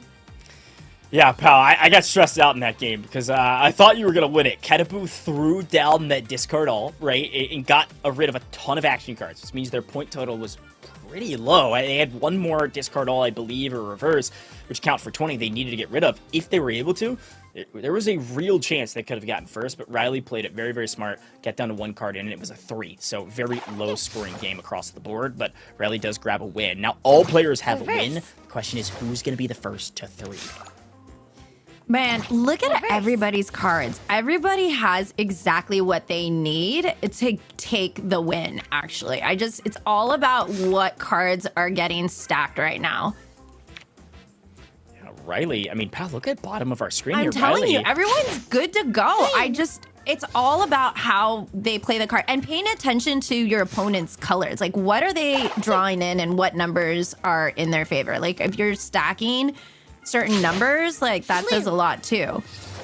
If they're not careful here, though, if it somehow gets back to green before Marcus, they could be in trouble. But there it is, the +2. Everybody on even playing field. This is match point for Marcus and Ketepu. So still tight, but Riley could go up for another win and tie things up at the top. Yeah, but Ketepu's got 2 cards over here. Moving along. Will it stay green? Nope. They gotta draw that 8. It's huge. Riley has Wow, are they gonna? Yellow. Okay, we got some yellow. That's what I was gonna say. I mean, we got plenty of action cards still to be played. Marcus in a pretty decent spot. I mean, especially because he's Riley's gonna across. have to play that wild card and hold on to it. But, you know, Riley here with 2 cards left. Red. Bold strategy. We'll see. Ooh. There's the +2. We're gonna see a stack here. Question is, what color? They're gonna go yellow. They have to. Yep, now everybody knows that they're yellow unless they're kind of trying to bluff.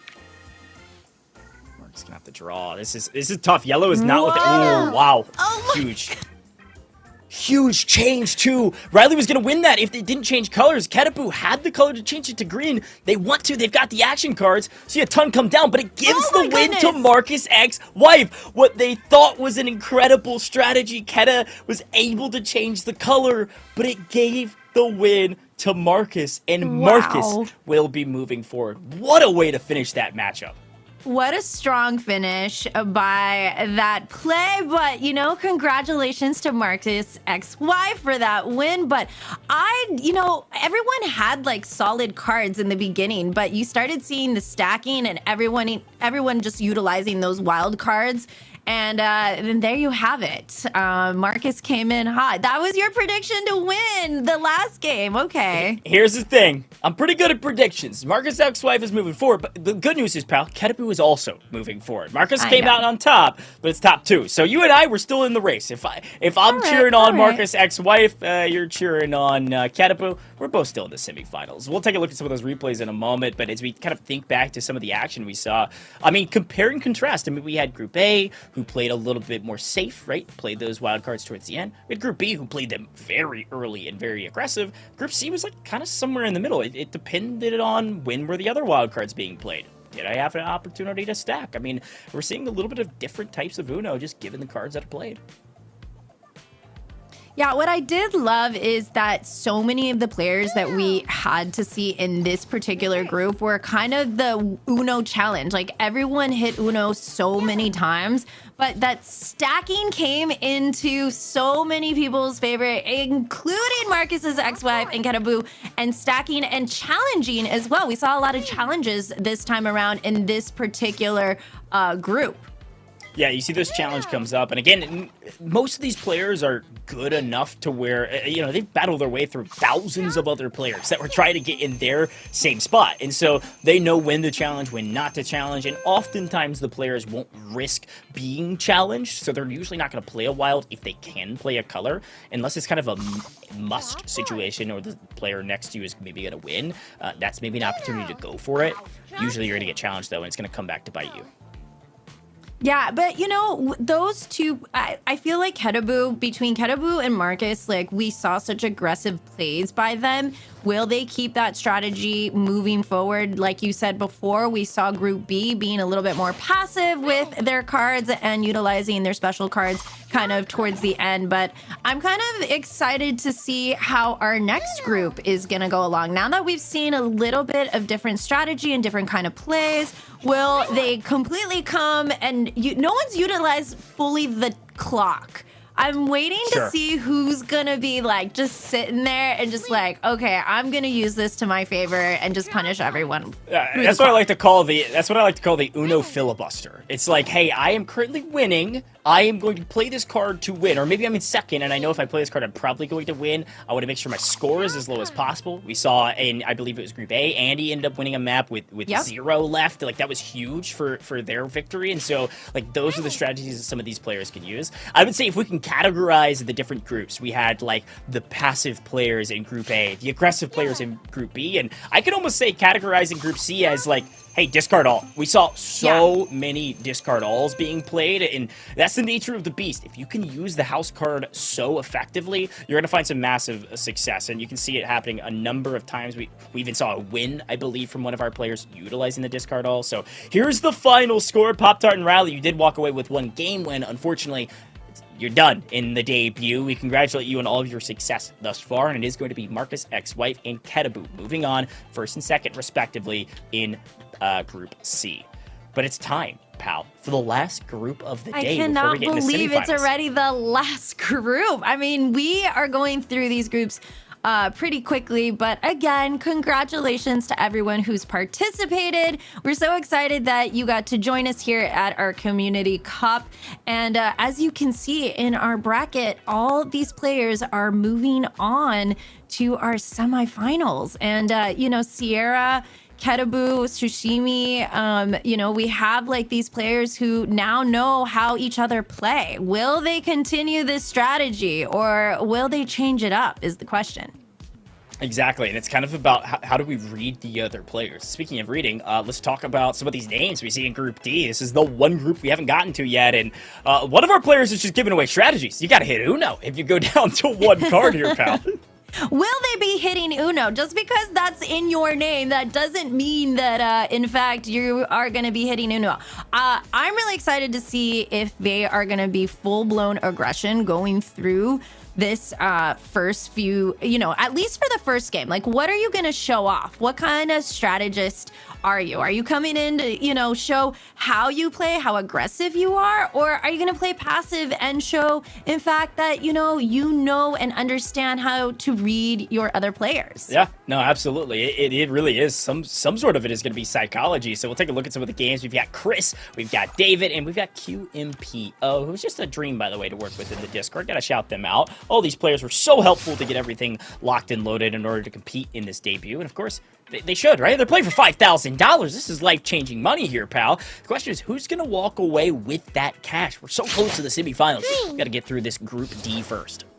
Yes, and I just have to highlight how beautiful this cat deck is. It's so adorable. I mean, look at this deck. It's just so cute. I can't help it. It is. It is. We saw a lot. Kawaii style. I'm just just gleaming right now looking at this deck, how adorable it is. It's amazing. I love it. We saw a lot of the cat deck in the All-Stars event, and of course, we've seen the Barbie collection that you can go check out. The Barbie style of all of our decks is amazing. And of course, we got Lily Pichu's voice pack.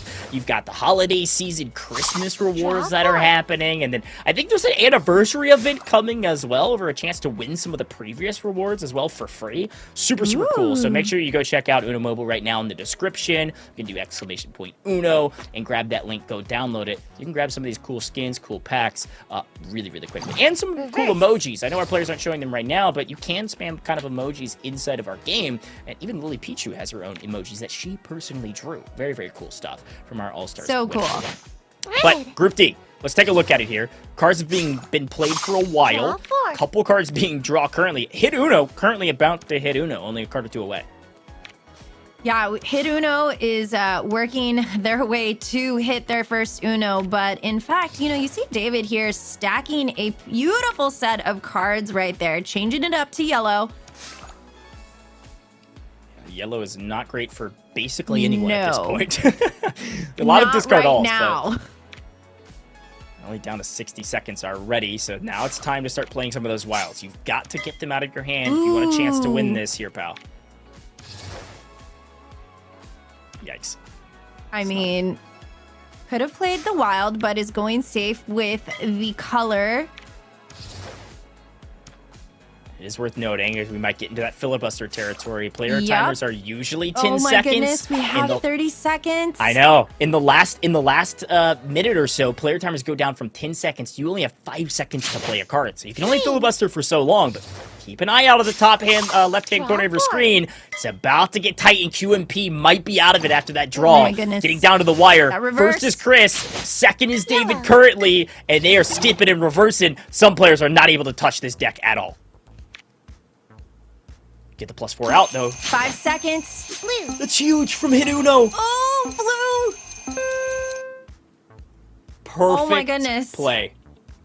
Perfect play from Hit Uno. I was worried, and look at that. Right at the last second, they didn't know, of course, Chris's number of cards left and a number of the number of points left. But a massive play from the +4 means, hey, there goes the 50 points that was on my score.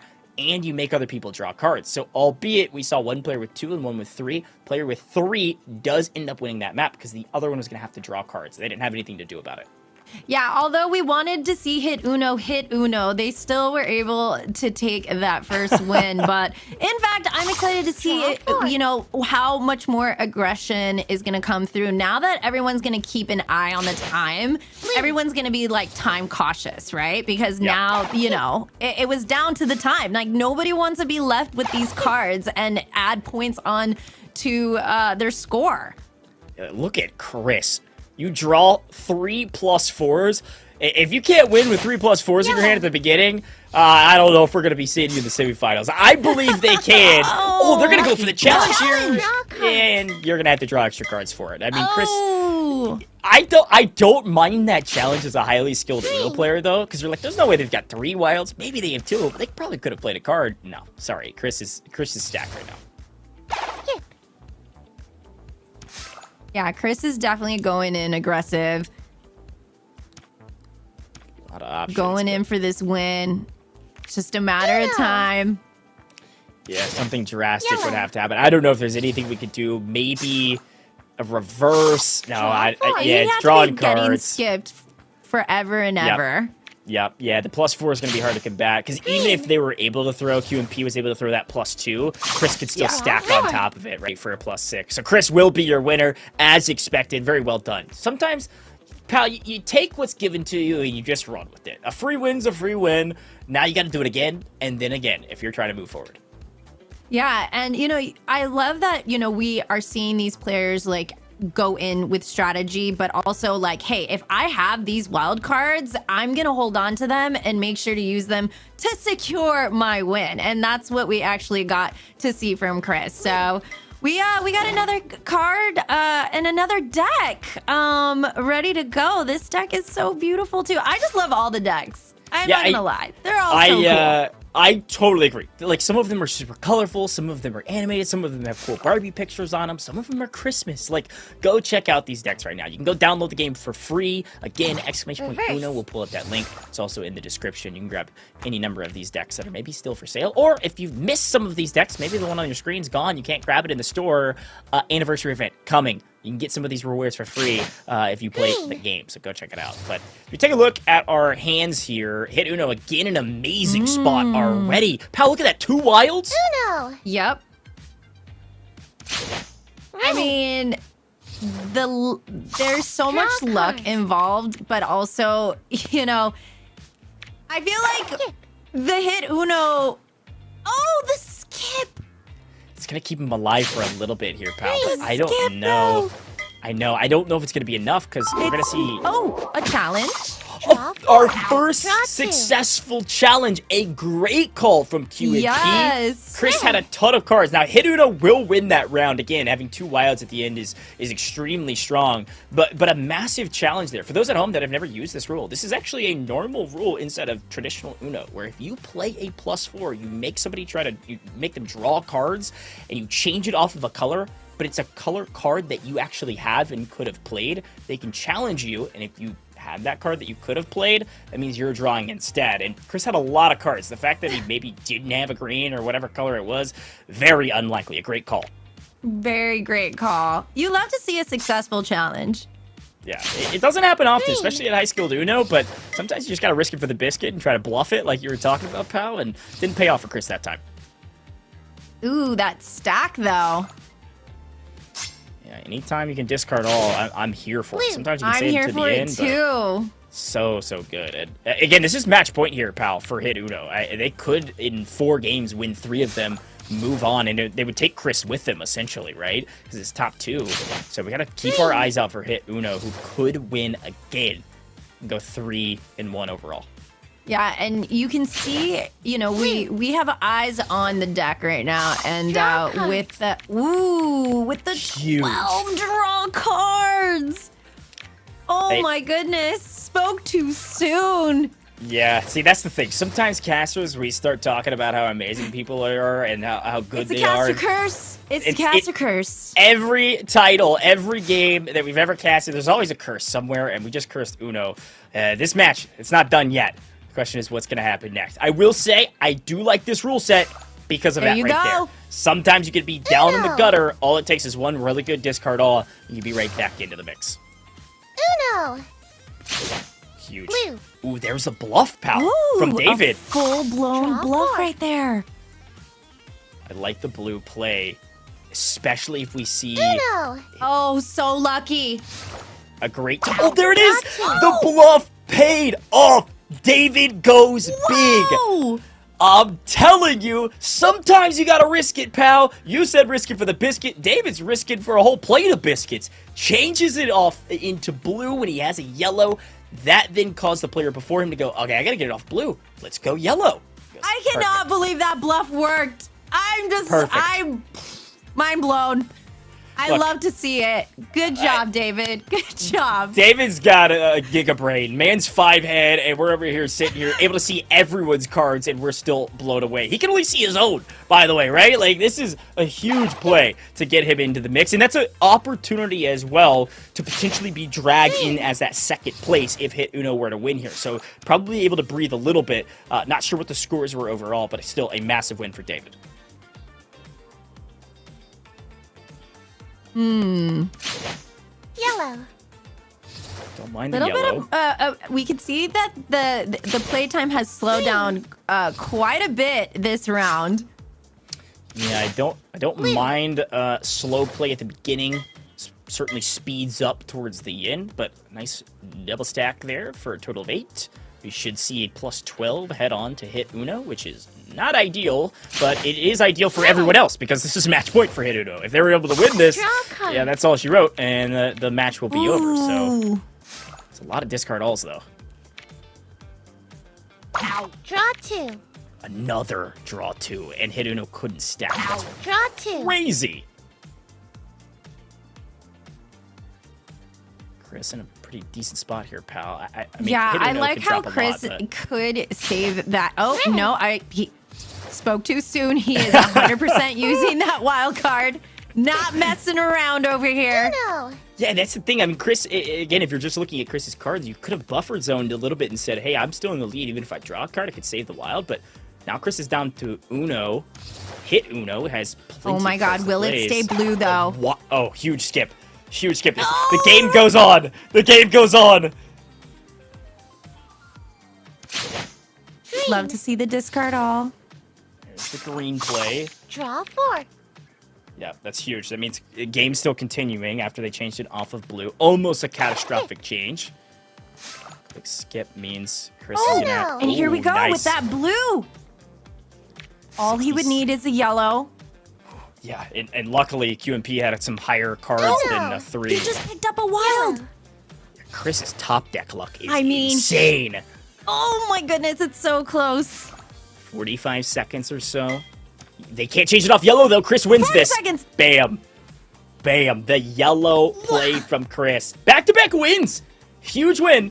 That means Hit Uno and Chris both at 2. They have solidified themselves at the top of this leaderboard, right? So if either of these two players win, they both move on. They got to know that. And to be honest, if I know that, am I willing to kind of check my ego at the door and like play into the other person's hand if I can, right? Like if I know they're about to win, I want Hit Uno to win if I'm Chris, because it means I move on as well.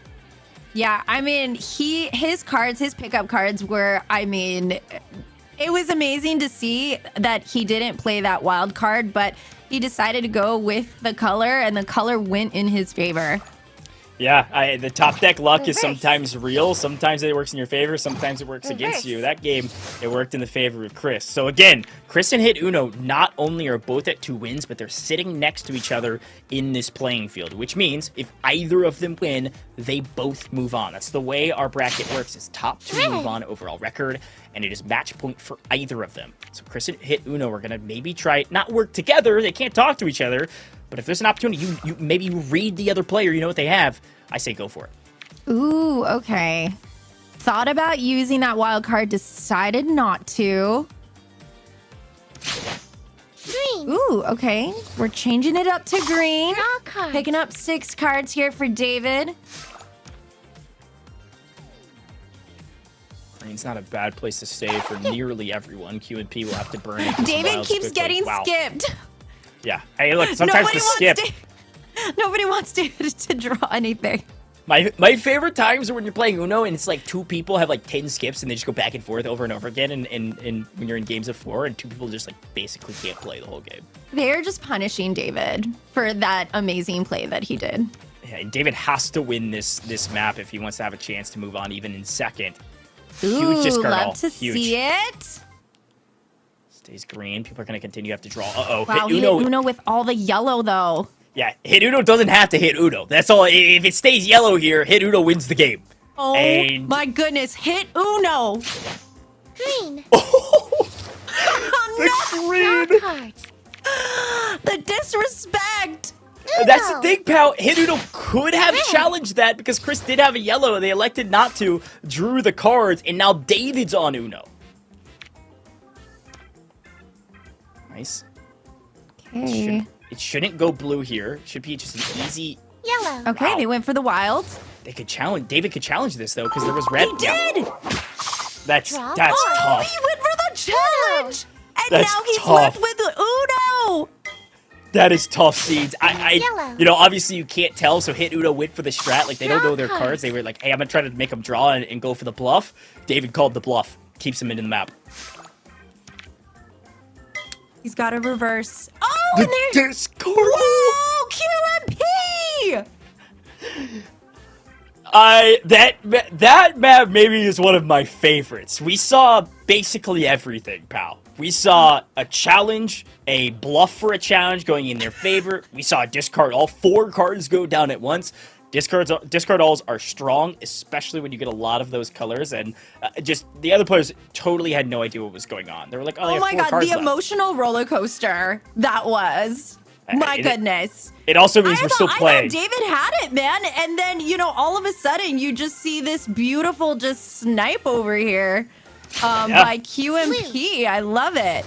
Okay, it means we're still playing. Now, all of the stakes that I set beforehand, they're all still the case. You've got Hit Uno and you've got Chris. Bottom of your screen now, we're focused on Chris. Either one of them win, they both move on. David, though, and QMP could tie it up in a 3-way tie at 2 wins if they're able to secure this map win. Wow.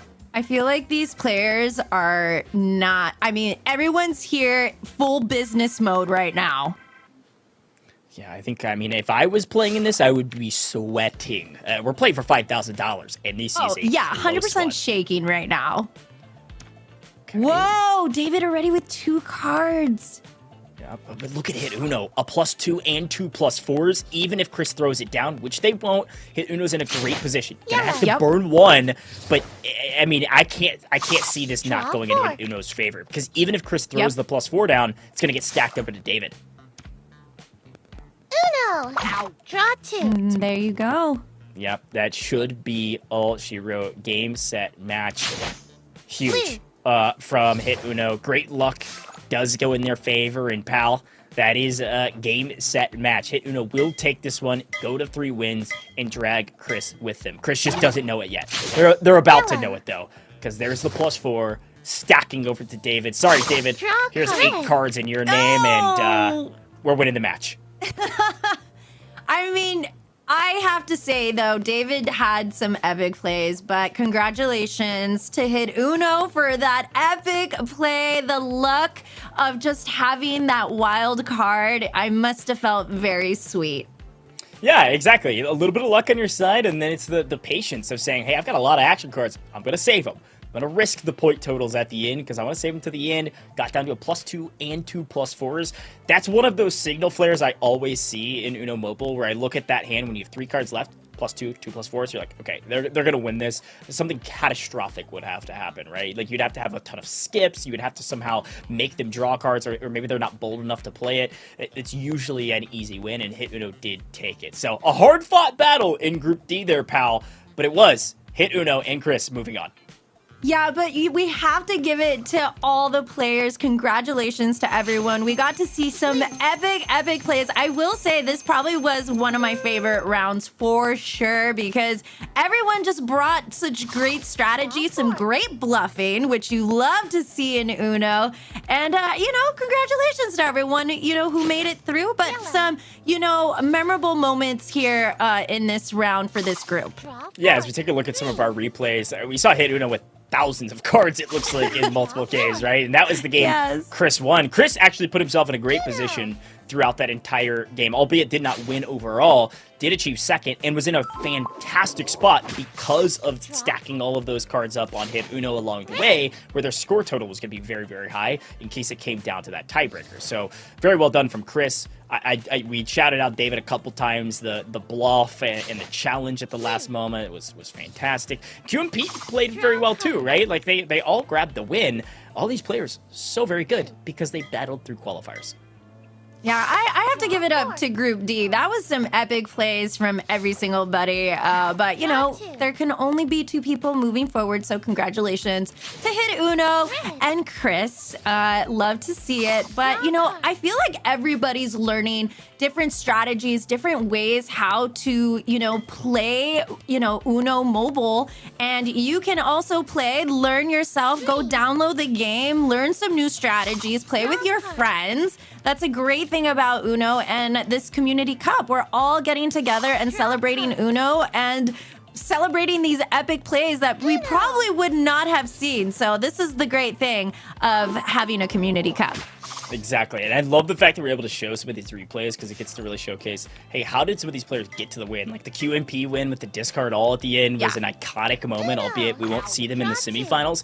Still a big one. And again, we've gotten through all of our qualifiers in honestly a crazy fashion. You saw different strategies across the board from everyone, and here's our final scoreboard for Group D. We've got Hit Uno with 3 wins and Chris with 2, so they'll both be moving forward. Now, pal, I mean, we've seen it all. We've seen the discard all wins. We've seen multiple Unos. I think 3 +4s is our best yet at the very beginning. We saw some top deck luck, and it's time we got to take a look at the bracket. Now that we can see that Hit Uno and Chris are moving on, let's see what the semifinals are going to look like, because we've got 8 powerhouse Uno Mobile players still left in this tournament.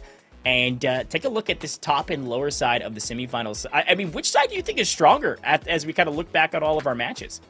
I mean, it's hard to say because now we've mixed everything up. I really want to see Hit Uno and Ketaboo like go at it. I want to see if they're actually going to bring on some of this bluffing strategy forward. And in fact, you know, because they all got to see how these matchups were well-rounded, you know, who's bringing these strategies, maybe some keeping them behind and say, no, I'm just going to reset and completely play a completely new, different way because I don't want my opponent to know any of my strategy moving forward. Yeah.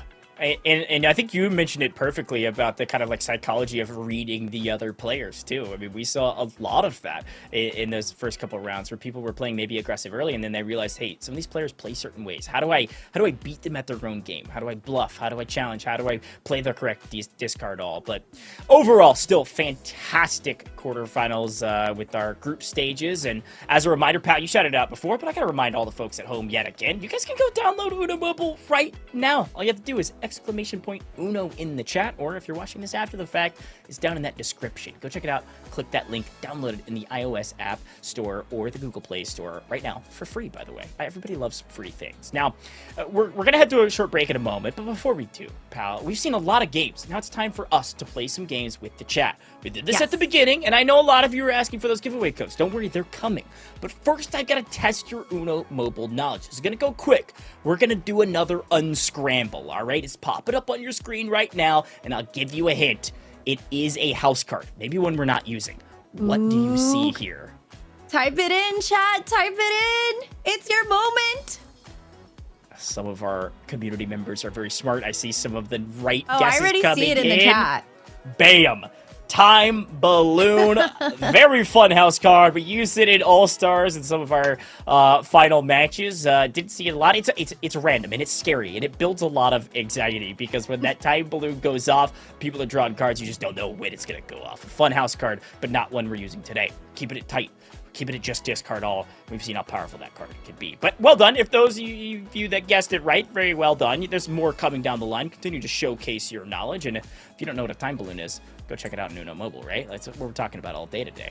But hey, pal, it's time. We got to grab some water. We got to let chat grab some water because those quarterfinals were crazy. So don't go anywhere. Our Community Cup debut will be back with the semifinals and some more giveaway codes when we come back from this break.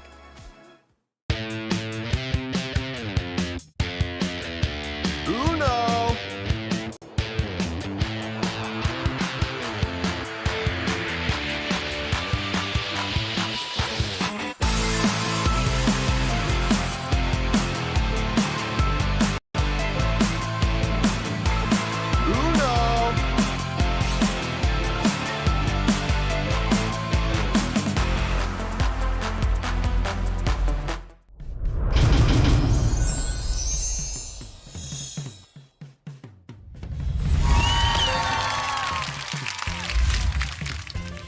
Wow.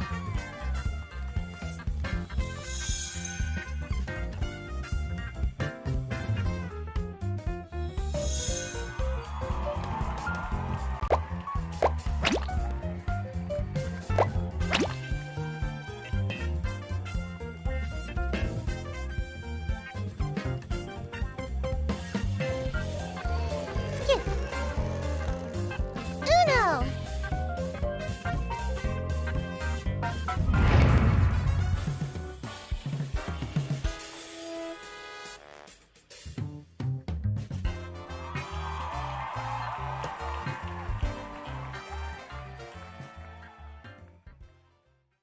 Players from all over North America battled their way through a series of qualifiers with the 16 best making it to our Uno Mobile Wildcard Series Community Cup debut. Our finalists will be playing with the same rules they used in the qualifiers.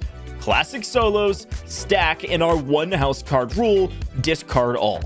Competitors will work their way through a 16-player bracket with the top 2 players from each match moving on to the next round, all the way to the grand finals. Instead of relying on score, our matches will continue to be played until the first player reaches 3 wins.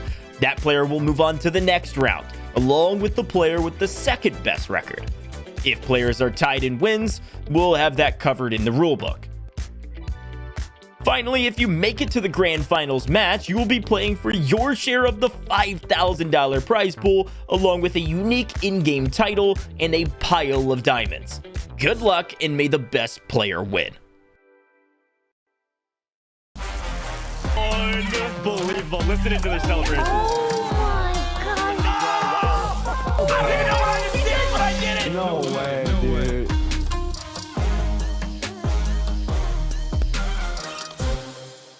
Oh my god!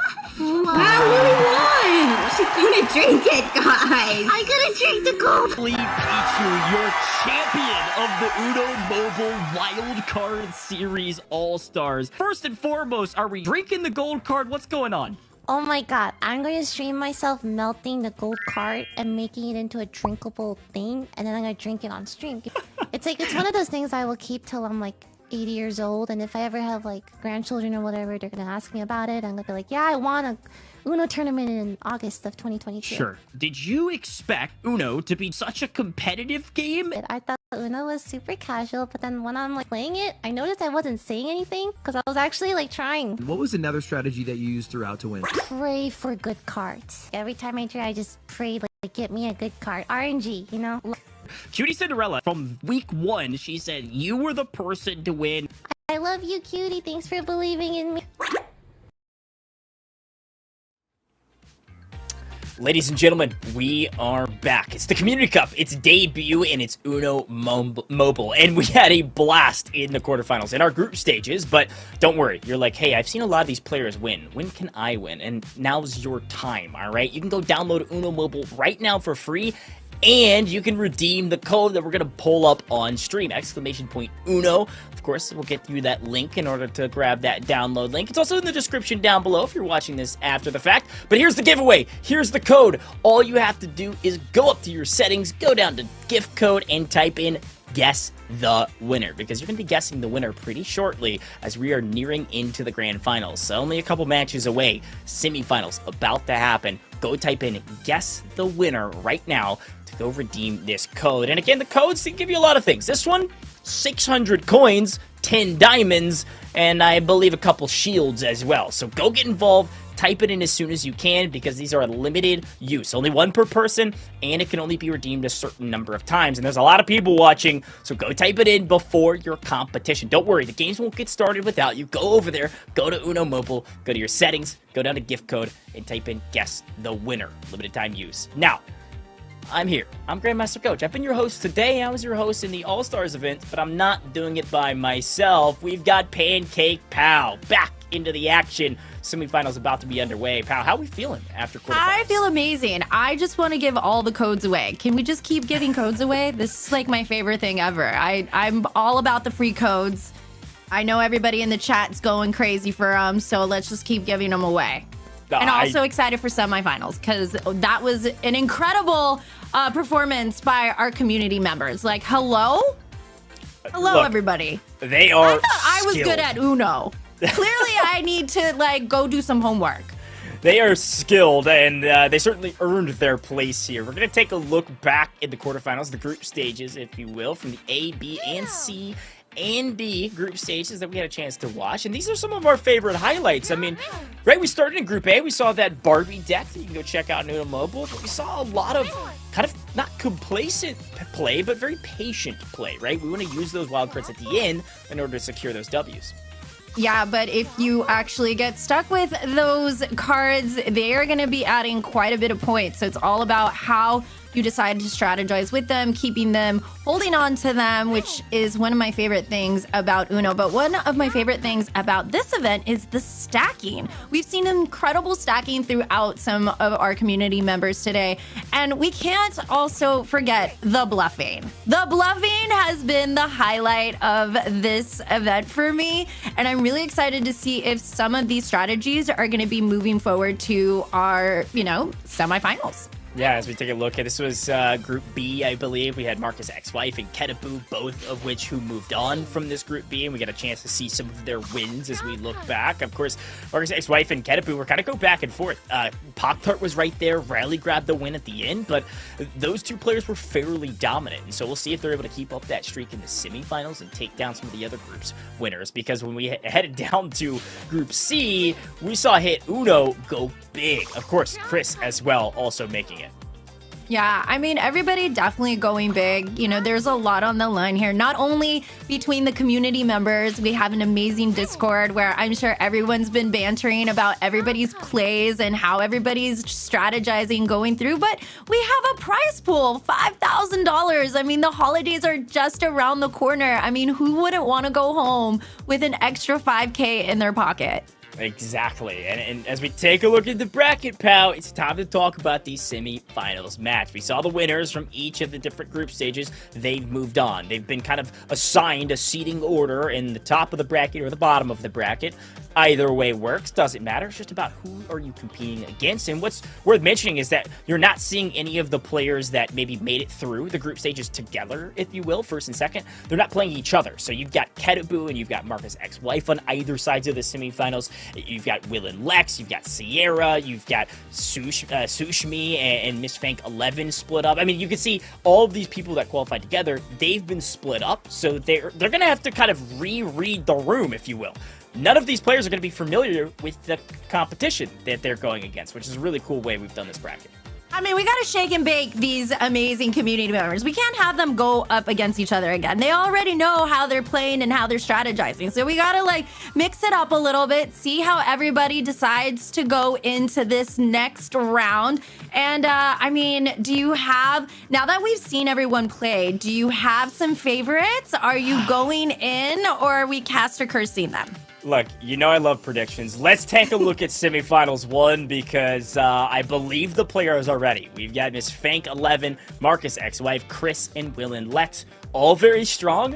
I feel like I can't not go with Marcus' ex-wife. I already committed to that player. I might as well stick with him. Well, I just want to know where Marcus's ex-wife is right now. Is she watching? Because, hello, they've been killing it with the plays.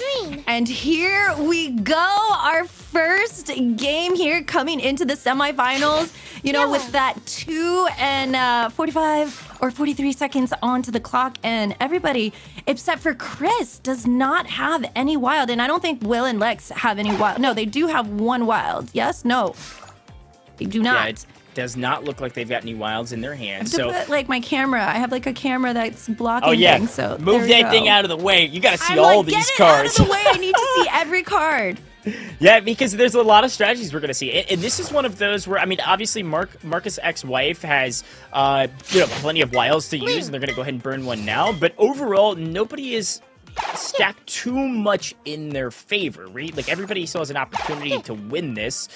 And as we see the skip come through from Chris, we're throwing a couple more blue cards out. Chris is in a good spot, but I don't think anybody's going to change it to red because only M2 Fank 11 has a red, right? Yeah, we have Chris with one card left here, but just picked up that 2. Will and Lex with one card left. This green, will it go in their favor? But unfortunately, that blue has moved on.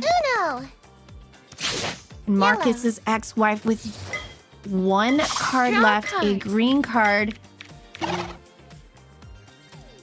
Pretty massive right now with yellow shift. Nobody has a yellow except for when you draw it top deck. Marcus' ex-wife plays another one, stays at Uno. Chris, again, a lot of cards, really needs to draw a red discard all in order to get back into the mix quite quickly. Oh man, will it stay green though? It will not! M2! Draw 4. Whoa! I am blown away by that luck because Marcus' ex-wife. Look at this stack! Yeah, discard all, the +4 off the top deck meant that Marcus' ex-wife couldn't win it. And now, Pal, we're down to that all too familiar with the challenge coming through and 6 cards going to Chris. We're down to that all too familiar final minute where things start picking up and you've got to get rid of cards as fast as you can. Oh my goodness, will it stay green?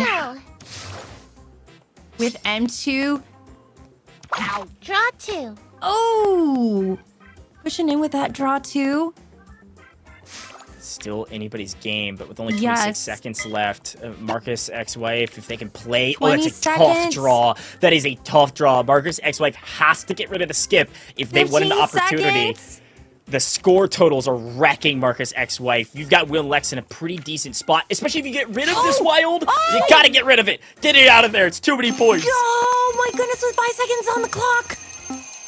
It's a huge change as well, but oh wow, Whoa. 2 action cards. Look at those totals, so you can see the totals come through. We had M2 Fank 11 with the reverse they couldn't get rid of. That's plus 20, right? Which you don't want those points. And then you had our other player at the very top of this overall viewpoint also had that plus 20. It was a skip they couldn't get rid of, and they ended up matching up on points. And I think there was about a 3-point lead there for M2 Fank. Huge. Yeah, huge I've never game. seen Very close.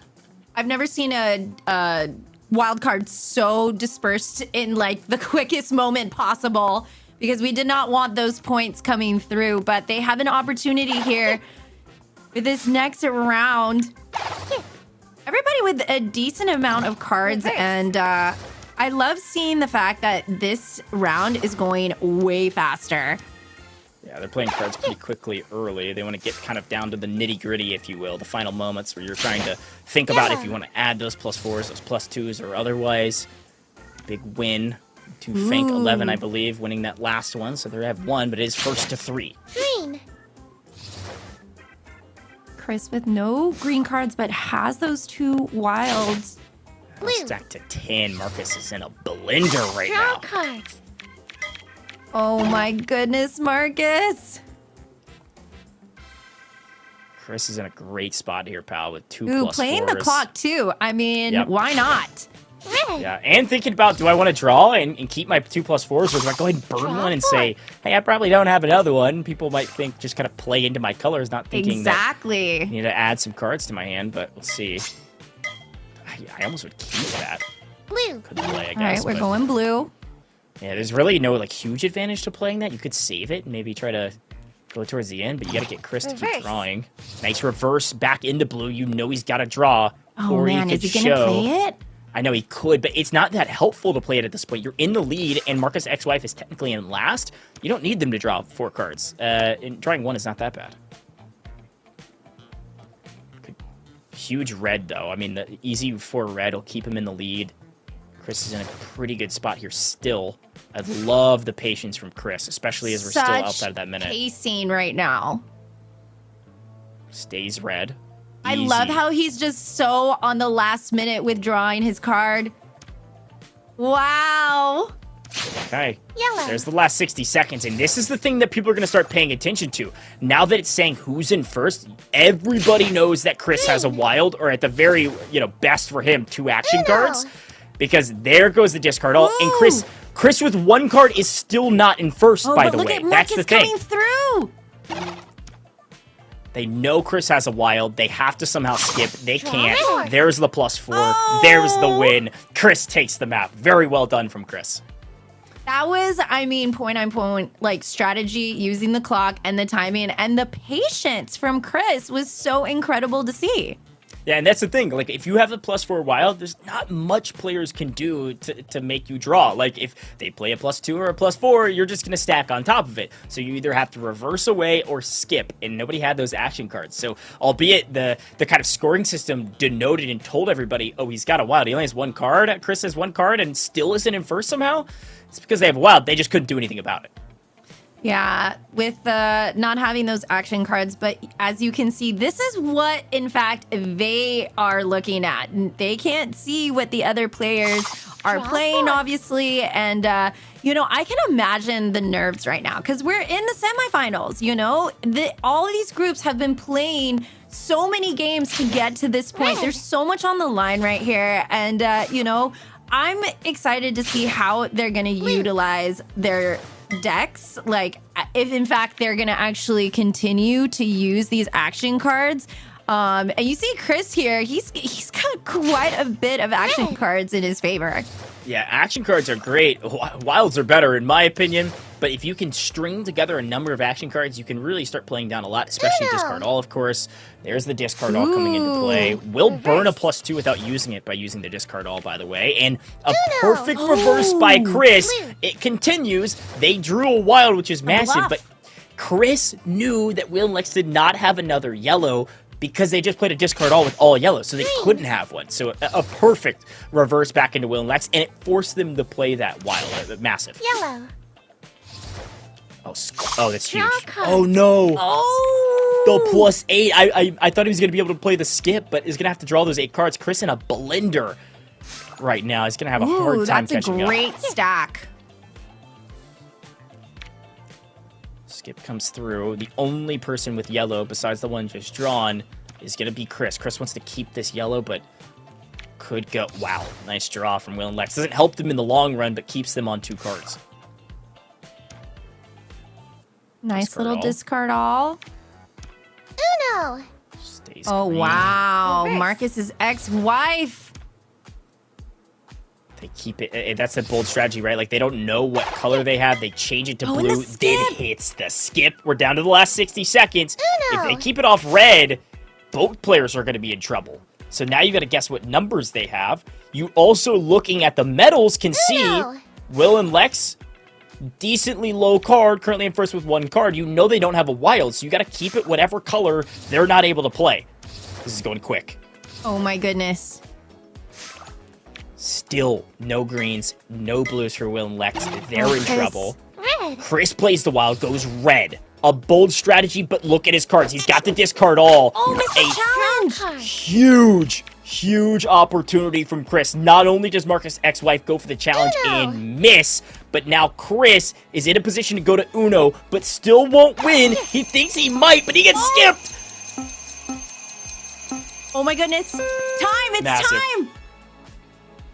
Massive Wow. win from M2 Fank 11. And to be Wow. honest, if I'm M2 Fank 11, I am thanking the other players for making sure that somebody wasn't able to drop a +4 or a +2 on me because they couldn't do anything about it. It was just the nature of the cards. Everybody nearly got down to Uno in that game, and of course we saw one of our players get down to Uno a number of times. That was Will and Lex. They were so close so many times. So but close. Everyone knew they didn't have a wild because those metal pops up in those last 60 seconds, so they kept playing the same colors over and over again. Massive win. I mean, you love to see it, though, you know? Fnac just came in and swooped up that win, and luckily they just had that low playing card and was able to finesse that win. Exactly. Got to keep an eye out for those skips. They can change things up. I know a lot of people in the chat were predicting certain players to win that last one. I thought Chris was going to win as well, but the skip kept everything alive. That's M2 Fank 11 at 2 wins. This is match point for M2 Fank 11. Chris also would be brought along to the grand finals. And it's worth mentioning, pal, if you make it through the semifinals, you're assuredly walking away with at least some cash in your pocket. I mean, I feel like the community has been celebrating for a long time, but is definitely cheering on all the players because what an amazing day or what an amazing way to end your week, right? You worked so hard to get here and now, you know, you're competing against your fellow community members. But, you know, like you said, everybody goes home with a little something. Yeah, especially if you walk out of this semifinals, you're walking away with a sizable chunk of change in your pocket. Still anyone's game for the most part. Chris in a bit of trouble right now without a single wild card or discard all. A ton of cards. to his name. Chris is really looking for an M2 Fank 11 win here, so they both move on. Yep, and you can skip into it. That's actually huge. Electing not to play the +4 though. Nice That's discard all. Okay. I got to applaud M2 Fank 11 is for staying patient. Could have played the +4, but wants to save it to the last card. And it's protection if somebody tries to make her draw cards. M2 Fank 11 in a really good spot here. Wow. Woo! That is Semifinals 1. Unbelievable. Great patience, great strategy. M2 Fank 11 is here to play. Holy, that was a massive win. And M2 Fank 11 will be moving on to the Grand Finals. And guess who they're bringing along? It's old Chris. Snuck in by the skin of his teeth, having won one map overall in that matchup, but the only other player to win a map besides M2 Fank 11. They'll both move on to the Grand Finals.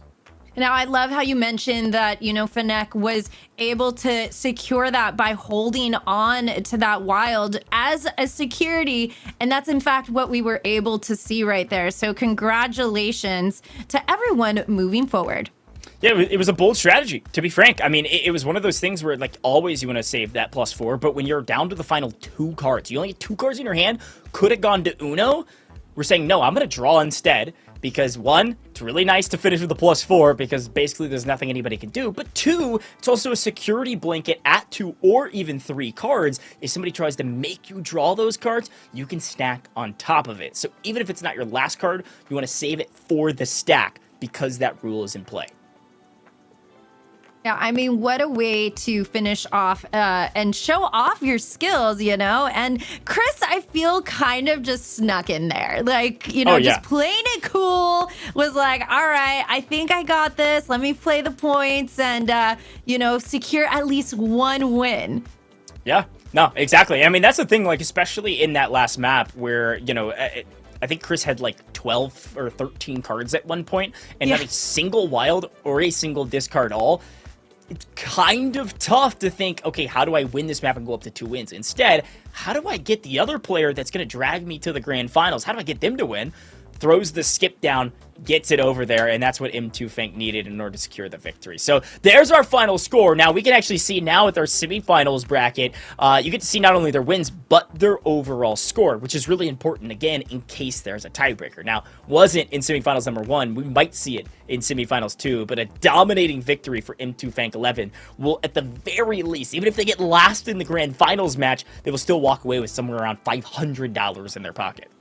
I mean, look at this bracket. We've come a long way from the semifinals to now the grand finals with Fnac and Chris moving forward. But we still have some contenders coming through here. And I'm excited to see how, in fact, these other players are coming through because, there's a lot of nerves on the line. There's not only just the community, bragging rights, but we're playing for, some cash. So I'm excited to see if, in fact, they're going to strategize either differently or are they going to be like, okay, well, now we know how everyone's coming in. We might be friends in the community, but I really, really want to win this and go home with some cash for the holidays. Yeah, now's the point where even if they didn't have mom's spaghetti, their hands are definitely sweaty because they are playing for $5,000, pal. I mean, this is life-changing money, and especially if you're at the top and you're winning the lion's share of that, you're walking away with like $3,000, by the way, if you get first. Like, that's a huge, huge opportunity. So let's take a look at semifinals number 2. Let's talk about some of these players because you're seeing Sushmi, Hit Uno, Ketaboo, and Sierra all going at it for those 2 spots to move into the grand finals. So my thing is like, okay, how in fact can you get into your players' like mindset? Are you going to be playing some mind games coming into here? Because in fact, Ketaboo and all these other players moved in. They moved in so aggressively, and so did Hit Uno. So I'm excited to see how, in fact, all of them are gonna, figure out their way so they can position themselves into the grand final. Yeah, and we're looking across the hands. Obviously, Sierra, lowest number of cards with a +4, so looking very strong for Sierra. Sushmi, though, you've got to look for the discard all. Sushmi, if it stays green here, goes to Uno. No, we'll have to burn this 9 in order to get it to green. Ooh. Still has an opportunity to go to Uno, but it's not a complete catastrophic problem for the rest of the players, especially because their last card's only a red 4. Red. We're gonna have to be careful here about Wow, Sierra, pal. Sierra moving quick. Yeah, if it goes to green again, which it might. Oh no, I don't think Ketaboo takes it to green. There's no way. Thinking really hard, did not play the draw 4. Gotta save them. I'm telling you. Will Sierra do the same? Yes. These players know how to play high-level Uno. It's massive for Ketaboo. Keep it blue. Nobody else has a blue. Then goes red. Back to blue. Another top deck blue. Both players still on that dangerous spot of going down to one card with a +4. This is a battle of patience right now, and we'll see which one is able to win it. Comes down to Everyone the top just deck. holding on to these cards. That beautiful draw. You know, discard with the reverse. Double. We love the double reverses. And it goes to red. Brings both of our +4 players down to 2. All of a sudden, Sushmi's on Uno. You got to be careful. This is the moment where you're going to have to start playing your +4s, and I think Sierra's going to do it. Ketaboo's going to follow with the +8. It's going to be a stack to Sushmi. They didn't even know. Yellow. I'm going to swing over to Sierra's perspective here to see that +8 come in. Holy. Sushmi with the pickup cards. It was so close. Oh, that is huge. That was going to be a Ketaboo win, pal. It goes yellow. Sierra would have had to draw, and then it goes to Ketaboo to win. But they drew a top deck green. Oh, my goodness. It stays green. It's going to continue staying green. There Sierra you have takes it. Wow. Sierra. Whoa.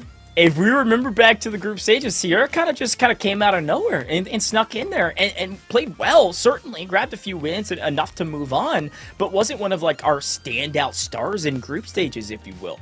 Great, though. Great patience in order to grab that victory at the end. I mean, I believe Sierra had that +4 all for like nearly the entirety of that game, actually, and elected not to play it. The one difference was, instead of playing it as their last card, when it started to get spicy and a player got to Uno, that's when they pulled the trigger and says, I'm playing this +4. I got to do it now, and it ended up paying off. It certainly did, but we're coming here with this next round, and now that everyone's kind of seen everyone's play style, I kind of feel like here is gonna, be the show off. I love the discard. Sierra coming through has that wild card. Oh, here's the decision-making moment. She's going to go for the stack. Wow. It's almost going to come all the way around. If these players commit to the stack, hit Uno's going to hit, I believe, +14. I think it will. Wow, There it that is. 10 pickup. That hurts. Here we go. +14 on hit Uno. Sorry. Oh. And I think... Gutted. Oh, yeah, you got to be gutted. Especially because you draw 14 cards. And another top deck draw from Sierra Pow. This is crazy. All right. Okay, it stays blue. Sierra and Ketaboo both in pretty decent spots, but Ketaboo does have that wild card. It's not +4. Still as valuable at the end, though. Reverse. A reverse out is actually massive. Keeps other players playing. Oh, Sushmi. we have a change of color. Yeah, Ketaboo is also going to pull the trigger and go for the change now. I don't know. I almost Oh my goodness. would have held it. Oh this my is so goodness. close. Sierra and Ketaboo. Yellow. Same two we saw last time. It goes yellow. This bodes well for Sierra. They will most likely win this again, and they do. Whoa. No top deck luck that time around. Sierra, back-to-back winners. Pal, Sierra's already on match point. I feel like Sierra's our dark horse. Did not come, to play any games. Definitely pulling out all the stops here to show off that they are the true contender coming through into these semifinals, coming and showing off to the other players that I'm here to win this. I am not playing around. I might be playing Uno, but I ain't playing. Yeah, she's playing a game, but she's not playing games. You know what I'm saying? Yeah, I love that. These are like some serious mind games right here. In fact, I feel like so much is probably going through the minds of these competitors because, for a lot of them, this is the first time in a kind of competitive scene, having an actual broadcasting them for the first time along with like casters, a full production, it's a lot of nerves here on the line, but they are doing fantastic. So I'm excited to see if in fact that will stop them from competing and moving forward. Yeah, exactly. And let's set the stakes here, pal, right? Sierra's on match point. If Sierra can somehow pull this out, a little bit behind now, but still has the +4. Sushmi in a pretty decent spot. We'll see Sierra get 3 wins and move on. but we have to find a second player to also move on, right? Draw 4. So I'm going to kind of break us down on what's called the double tiebreaker. Because if we see 3 players on 0 wins and Sierra wins this, pal, we can't go to score because nobody else will have a score. So instead, we go to hand points only. So it comes down to calculating how many points they had in each of their hands, which are negative things, and they all take you down to a negative score. So it maybe Hit Uno has 3 cards left, and it's minus 30 or minus 40. Those usually go to the winner, but none of them have win, so they will be at negative 60. So it's going to come down to the player with the closest hand score. Whoa!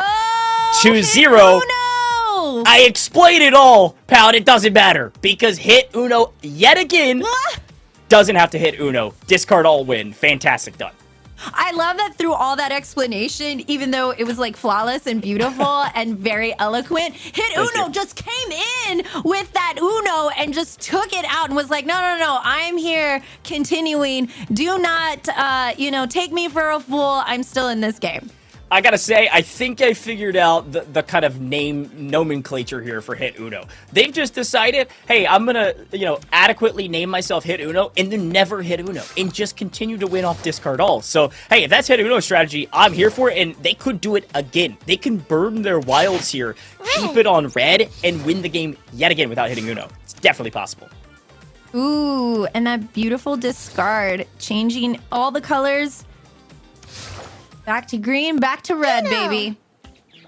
Gonna burn one of those wilds. Red. Understandably going to be that for now. If I'm sitting here as Sushmi, I'm feeling great. I've got 3+4s. I'm gonna make Hit Uno draw, but here's the problem, folks. Sushmi goes, oh, how about a +4? Hit Uno, draw your cards. Hit Uno goes, how about a +8 to Sierra, and I win again. Back-to-back wins from Hit Uno. Are you joking me? What is going on right now? Whoa. I feel like we're just seeing like the aggression come through right now. And, to be stuck with those wild cards, those points is not a good thing. So there you see kind of the punishment and reward. But Hit Uno, hello, they're coming in hot right now. Exactly. That's what I was saying. Like Sushmi, I believe it was on the right-hand side, was feeling so good. I mean, that might be the first time I've seen a player lose with 3+4 wilds in their hand, but that's 150 points that went towards that Hit Uno win. So Hit Uno is in a great spot. Tied for first in overall record, and even if something crazy happens and Sierra won 3 games and one of the other 2 players grabs 2 wins in the meantime, probably still going to win on that score battle. So Hit Uno most assuredly is probably going to head over to the grand finals. The question is, will Sierra or Hit Uno close it out here, or will we see a couple more wins rack up for Ketaboo and Sushmi?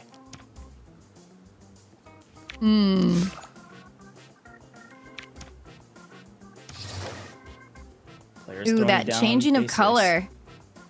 Yeah, sometimes, hey, if it gets lucky, and again, the players can't see all of these cards, and so They they're throwing decided to down use numbers. the wild. Hit Uno is burning that wild very early. It's honestly a surprising move. Maybe Very a bit of a surprised bluff. by that move. Could be a bluff saying, hey, guess what? I probably have another wild card. Play your wilds early to try to get me off of Uno. That's really the only strategy I see, but Uno. Ketaboo's back down. Uno. And Sierra. Ooh. Red. Sierra goes for the +4 early. Hit Uno is in trouble, of Draw course. 4. This could be match if they don't get it off of red, which Sushmi Yellow. will. Smart move. Now they know that they have a yellow. Draw 4. Stays yellow. Gonna have to be another draw at the top. Ooh. Uno. Oh my goodness. It's an interesting draw there from Hit Uno. What a turn of events. Yeah, it was Uno. interesting to call that out because Hit Uno could have played a yellow earlier, but they went for a draw to try to make sure Sushmi Uno. would win. Didn't get it. It was a risk. Sushmi wasn't able to play, so Ooh. they're willing to play this time. Uno. Huge discard all. Ketaboo's on Uno. Oh. Sierra on Uno. Neither have a red, though. This is tight. Oh man, Hit Uno coming in. Uno. Another Uno. Wow. Uno. Decent spot to be. Not a wild. But as the skip comes in, it's yellow. Sushmi grabs a win, pal. Sushmi! It's not over yet. We It's thought, not over yet. yeah, we thought there was a This chance. is why I love Uno. You just don't know what's gonna happen. Exactly. It's Dreams could be unpredictable crushed. fun. Dreams could be crushed. Dreams could be made even, but it's unpredictable fun. That's one of our taglines here with Uno Mobile, and it's always proving the case. Every single game, it's unpredictable. Anything can happen. When you draw that discard all, you can go down quickly. Sometimes nobody has a wild at the end. So let's take a look at this game. Again, still match point here, pal, for Hit Uno and Sierra. I can imagine the nerves right now. I'm nervous. I'm like, my hands are sweating and I'm not even playing the game. I know, we're playing for $5,000 right now. Goodness. Sushmi has to grab this win, to be clear. This is really kind of a must-win for Sushmi to try to tie up that record and hopefully either get taken to the finals via score or go back to back to back. It's possible, but yet again, Sierra is always there with a wild in hand and one other card. Let's see if they can do what they did in the first 2 games. Ooh, Sushmi. Wow. Changing it up. It's going to go +8. This could be Right. it. Oh, no. This is going to be the biggest stack we've seen thus far. We go +12 on to a +16 to Ketaboo. Whoa, Ketaboo. So gutted. So gutted. 16 cards, pal? That is so many. How do you come back from that? Especially because Sushmi's going to go down to Uno. Hit Uno And we could also change. have Sierra and Uno with Hit Uno with 2 cards right here. I know, and this is the dilemma. Do you change? I think you got to. If you know Sierra's got a red, you know you have to change it. Oh. Smartly goes green. Okay. Wow. Unreal. Unreal. Nobody has green besides Ketaboo. They can kind of farm here for a moment. Oh no! Wait! a +2 is played! Oh my goodness! Hit Uno! Hit Uno is your semifinals 2 winner. What we thought was a smart move. We saw Ketaboo on the right-hand side, and we said, oh, they can farm. They can play a lot of green cards. Elects to play the +2 because they don't know that on the left-hand side of our screen, Hit Uno also had one. And after the player drew, Hit Uno said, thank you very much. I will take my trip to the grand finals, and I will take my assuredly at least $500, depending on how this grand finals goes. Folks, we've got our grand finalists. That's wild. Let's take a look back on semifinals number 2 here, pal, and see how it all went down. Yeah, but you have to give it up to all the community players coming through here because this was some unnervy game plays. I mean, to get hit with, that amount of cards and just be like hopeful for just anything to happen. That's just how it goes though. We can't not everyone can win the grand prize, but everybody is definitely going with some goodies in their pocket. But I know that with Hit Uno and Sierra, like with the mindset that they have their eye on the prize, the grand prize. So I'm really excited to see everyone go through and, GG's to the winners. Yeah, it started off with Sierra really dominating the matches, right? Like, they won 2 back-to-back. There was a chance, I was explaining the second double tiebreaker because there was a chance they could win 3 in a row, and then we saw Hit Uno respond in kind with 2 in a row. It was 2-2-0-0. We saw Sushmi grab a win, and we're like, oh my goodness, we could see a 3-way tie at 2 and really have no idea who's going to be moving on, but instead, Hit Uno came out swinging, and it really came down to that +16 because that gave Ketaboo the kind of false confidence of saying, I can basically play whatever I want, and as long as it's not perfectly matched, we'll be fine. I've got so many cards. Let me get rid of some of my draw cards, and unfortunately, that's exactly what Hit Uno had left, and that's why, folks, yes, you want to save your wilds, but if you save those +2s, not only can you stack, but also other players are going to force somebody to draw. It'll come back to you, and you can throw it down regardless of the color. So let's take a look at our score. Hit Uno won in a dynamic fashion. Of course, it was that last map that carried their score up so high in case there was a tiebreaker. Of course, Ketaboo having about 20 cards in their hand or so roughly, but Hit Uno, Sierra, both moving on to the grand finals. I mean, everyone has been playing amazing, but here you have our bracket.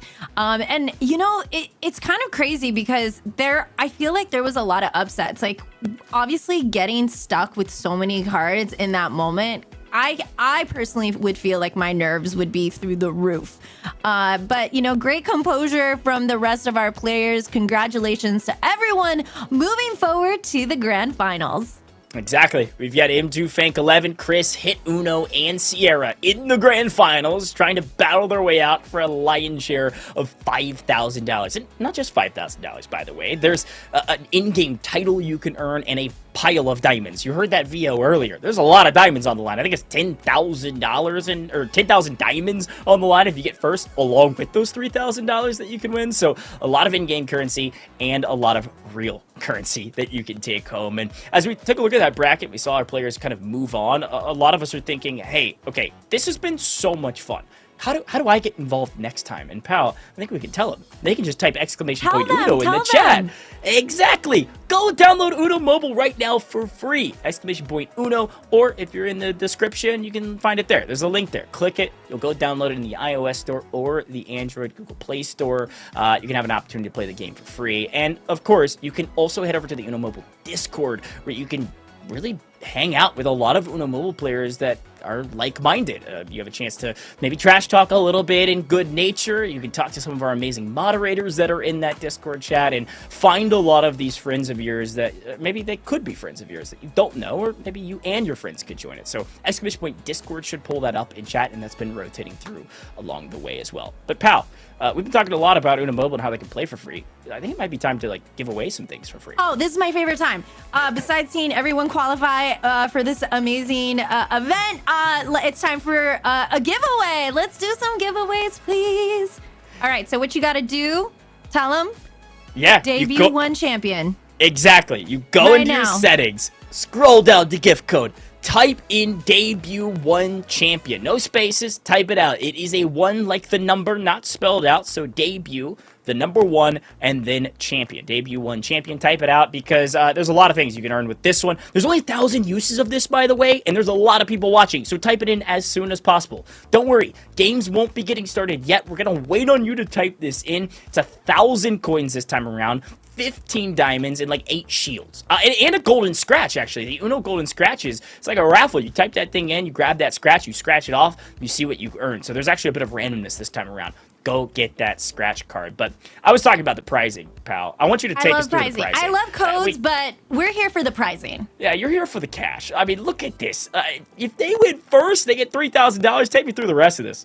I mean, $3,000 along with 10,000 diamonds. I mean, that's going to definitely secure your future community cup. And, just, a little bit of bragging rights in the Uno community, along with 1,000 and 5K diamonds for second place, and $500 and 3K diamonds for third, and $500 for fourth with 2K diamonds. So here's the thing, too. You get these in-game titles on the far right-hand side that you can actually put underneath your icon. So when you're playing your Uno's Pubs matches, or maybe you're using some of your diamonds to create some of your custom rooms, you throw that title down below there, and people know you are serious. There are going to be 4 people with those titles of that first, second, third, and fourth. Then you have our Community Cup players. Anybody that made it to the finals, I believe, will be able to use the just general Community Cup title, which is really, really cool. And you could show off how skilled you are at Uno Mobile and continue to stomp your way through pubs, as they say. But we've talked about pricing. We've talked about the contestants. We're down to the wire here, Pal. I mean, we have the final 4 players. One more match. I mean, how are you feeling right now before we get into this game? I feel like since morning, my blood pressure has been all over the place. Not knowing from this tournament, but just overall things happening today. I'm so excited for these players because I know they have their friends and family rooting them on. And also the community's rooting everyone on, who also gets to say they actually are the grand final winners of the first Community Cup. So that I feel like is a lot to say here in the Uno community. And I'm excited to see what's going to happen with our grand finals. Yeah, no, I totally agree, and I would love to kind of take a look back on that as we spend some time thinking about the finals and the pathway to the success of some of these players. You can see their path. They started in the qualifiers, Group A, B, C, or D, and you found our final 4. You've got M2 Fank 11 from that Group A bracket, right? M2 Fank 11 and Sierra both were in Group A, and then they split up in the semifinals and made it through. So I gotta say, Group A is looking very, very strong, but on the other side, you've got Hit, Uno, and Chris, both from Group D. So Group A, Group D, those are our final 4 players. Group B, Group C, I don't know if it was unlucky or less skillfully, but really Group A and Group D were the two groups that proved themselves to be some of the strongest, as we have 4 players just from those two.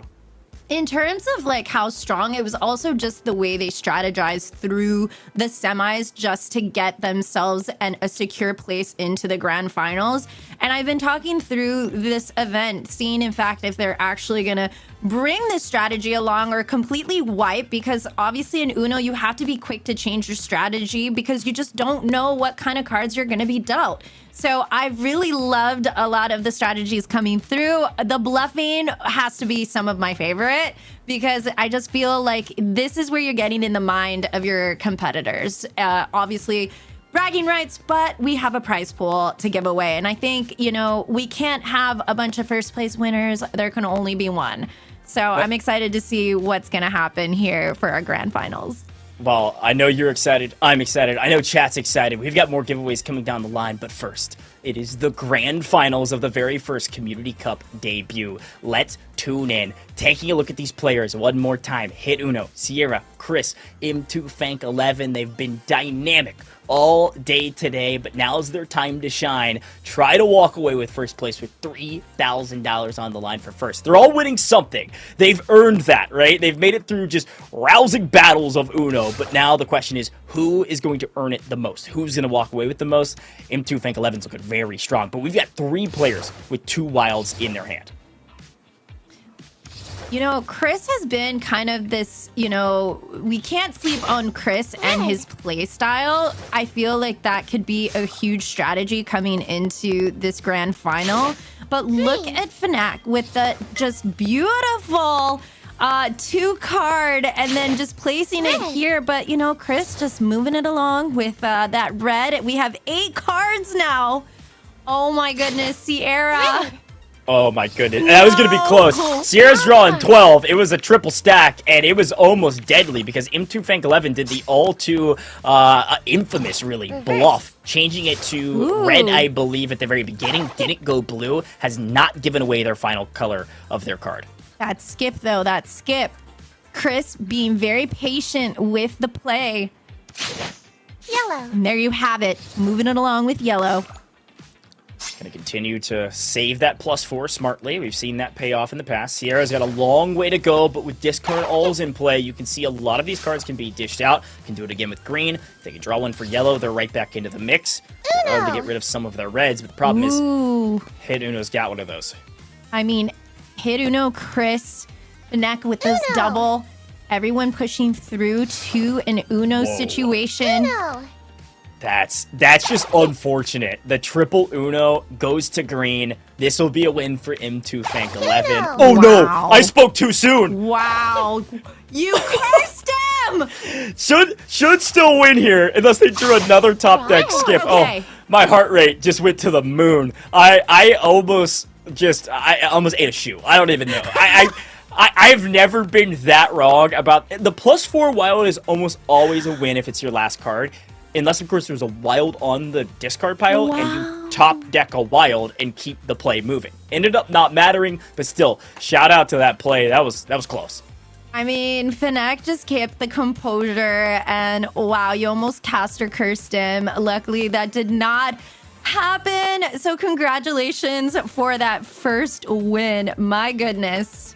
Again, it's the same rules apply here, pal. It's first to 3 wins. So M2 Fank 11's feeling very, very good here. There's no moving on. There's no top 2. It is who is going to win. Who is going to be the first to grab 3 wins. Now, yet again, we see a modicum of different wilds in people's hands. You've got Sierra with 2 +4s, probably in the strongest position this time, especially with 2 discard alls in hand. A huge opportunity for Sierra to go up here in map number 2. Ooh, Chris, you know, I love how he's been playing patient, but I feel like he has to move along with these cards, you know? We have a lot of time on the clock, but we need to secure some wins over here. Ooh, what a beautiful discard right there from Fnac and Chris and Hit Uno and Sierra. Oh my God, everyone just using this discard all with leaving Chris with 1 card, a green. Yeah, it's a great reverse because it forces M2 Fank 11 to burn one of their wilds. You know they didn't have any green, they just burned the discard all. It goes back to green because they know M2 Fank 11 doesn't have any, but Chris has to draw, almost won the game, but is going to force the draw. Everybody on a fairly even playing field, except for Sierra, who's on the +4, and that should be a win for Sierra like we thought at the beginning. Wow, Sierra must be feeling so good right now. I mean, this is how you do it, securing the dub. GG, Sierra, you're still in it. Yeah, I was looking down at my notes because Sierra really was doing a very strong job in that semifinals, right? They kind of snuck in underneath into Fank 11, right, in the first group stages, then made it to the semifinals and came into their own. Now we're here in the grand finals, and it's all Group A all day long, right? It's Sierra and M2 Fank 11, the only two with wins thus far, and it's first to 3 here, pal. So both are in a strong position, still anybody's game. All right, but we have another game here, and you know, we don't know. I can't imagine the pressure right now that everyone is feeling, because now everybody is very clear on how everyone's strategizing. People are very much read into how people are holding on to cards, and it's very aggressive. We've finished these games pretty quickly, so no one's playing the clock. So I'm excited to see how everyone's stacking and how everyone's gonna not only stack, but also discard exactly what they need on a timely matter. Quick reverse here from Chris, puts M2 Fank 11 down to 3. Of course, 1 action card and the +4 wild. 2 Fanks in a pretty solid spot, albeit 2 greens and a wild. You would like to have those be separate colors. Goes to blue. Will M2 go ahead and burn the +4? It's that patient game, and they are going to continue to stay patient. There's a reason M2 Fank 11 is here at the grand finals. It's because of that patience. All right. Utilizing this skip. Draw 2. Hit Uno in Oh, trouble. Sierra. Another yellow. It's going to stay yellow. Everybody's got one for a little while. Now nobody has one besides Hit Uno. Couple draws coming through from everybody. Should see no. M2 Fank had the patience early. Now says I am sending it. Sierra goes up in cards. M2 in the lead as we get to a minute 25, but no wilds to be had.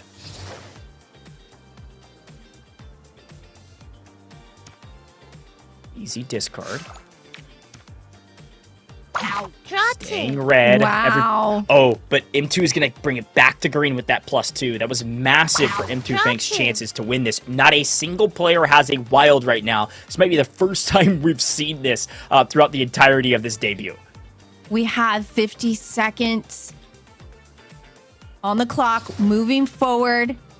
Finneck with 2 cards left has to draw.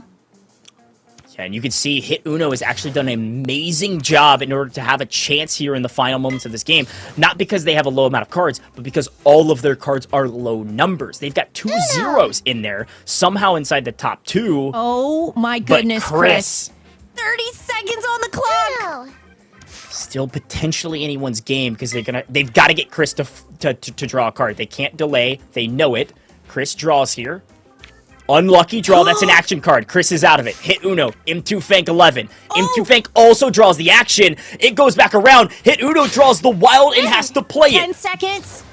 This is close. Chris cannot play the action card. Doesn't get lucky. Goes down to Sierra. It's going to be Hit Uno. Able to get rid of their 5. That's 3 points. Holy cow. We were talking about it throughout that was chaotic end, but pal, it came down to Hit Uno focusing on the number score. That's all they were doing. It didn't matter how many cards they had. They had multiple zeros, multiple ones, multiple twos, and that was the reason they won that map. That was a very strong and kind of high talent level, high skill play of Uno Mobile for Hit Uno.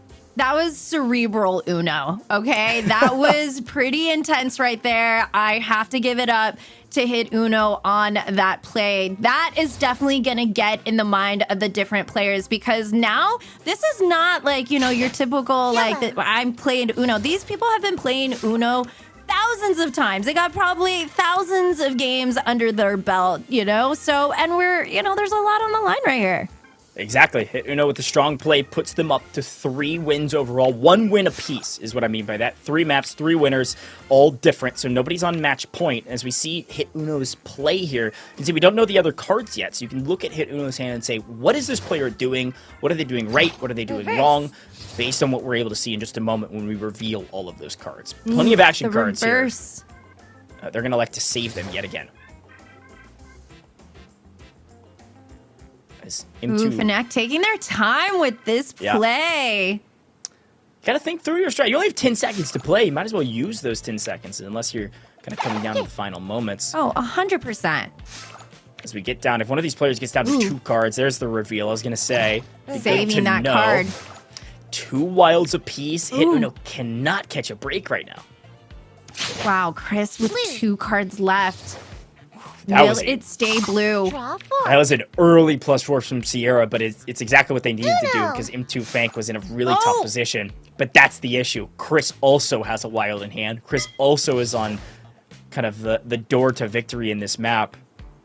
It's not going to matter unless they draw. Nope. Going to go, understandably, with 2 wilds, you're going to play it, but Chris will win. Easy dub there for Chris. You know, confident, cool as a cucumber with that secured win. Congratulations to Chris.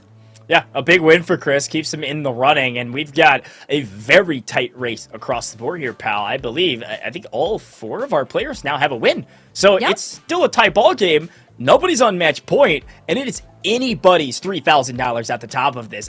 Could you have asked for anything different in the grand finals? I hope we go to game 9. I hope we see 2-2-2-2, and then somebody grabs that victory because this is exactly what we wanted.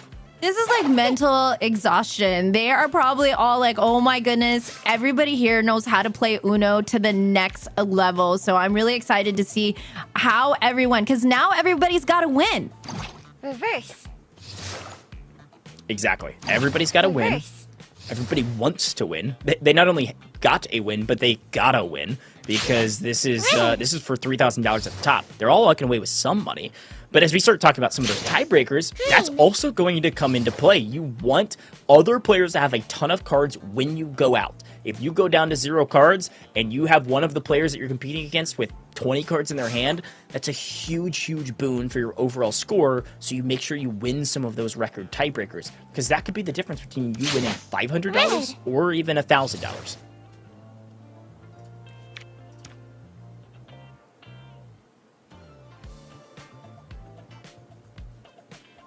To Fank 11 taking their time. Wow. Continuing to take time here on turns. Everybody's thinking about it. There's too much on the line right here, pal. I mean, you can feel might as well. The pressure in this game. This match is insane. Into Fank 11 does get rid of their 0. I don't mind the play. A reminder, we've talked about how good +2s can be. If you don't have a wild your last card, they're a great way to make sure that you secure your win, even if somebody tries to drop some drawing onto you. But the 0 is also so valuable for scoring to have as one of your final cards. So either way could have worked. Fank will go ahead and play that wild +4. Or sorry, just the wild. Not saving it to the last card. Ooh. Chris is definitely playing his wild +4. A bluff turns it back to red. That's exactly what M2 Fank 11 wanted. A rough challenge. Get the challenge! I don't mind the play. I don't mind it at all. Hit Uno had to. They were down to 1 card, and as we change it back to green, that keeps M2 Fank 11 from potentially winning here. We'll have to draw. Still oh my anybody's goodness, game. Sierra. They know Chris doesn't have any greens. They're gonna all keep it green, keep Chris drawing, but they've got to get it off something for Oh Sierra my not to goodness, win. Sierra. I'm gonna see a change here. This is actually exactly what they needed to do. A quick 5. Only 17 seconds left, pal. I'm over here hypothetical, but we skip. We know Sierra doesn't have a blue. She's gonna have to draw. 10 seconds left on the counter. We gotta get rid of action cards.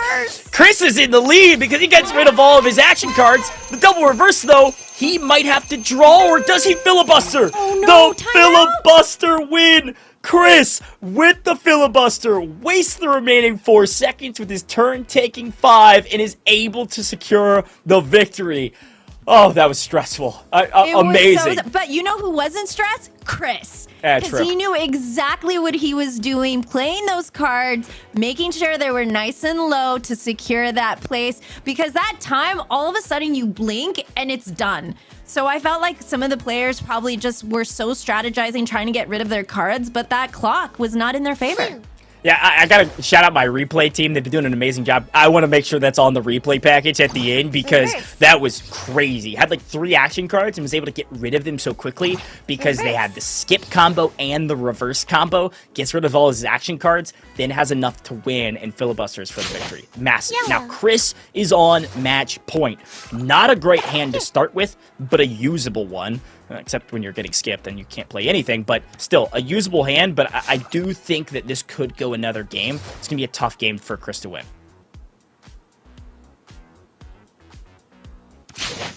Blue. Ooh, changing it up to blue. Will Hit Uno use that wild 4 plus 4? And sure does. Oh, Get a little Sierra. stack. Red. It's going to be a +8 to impact. Wow. Draw cards. That's tough. Chris Oh, is snap. now in a pretty decent position because the only person with a wild is the person that also has 16 cards. So Chris looking strong.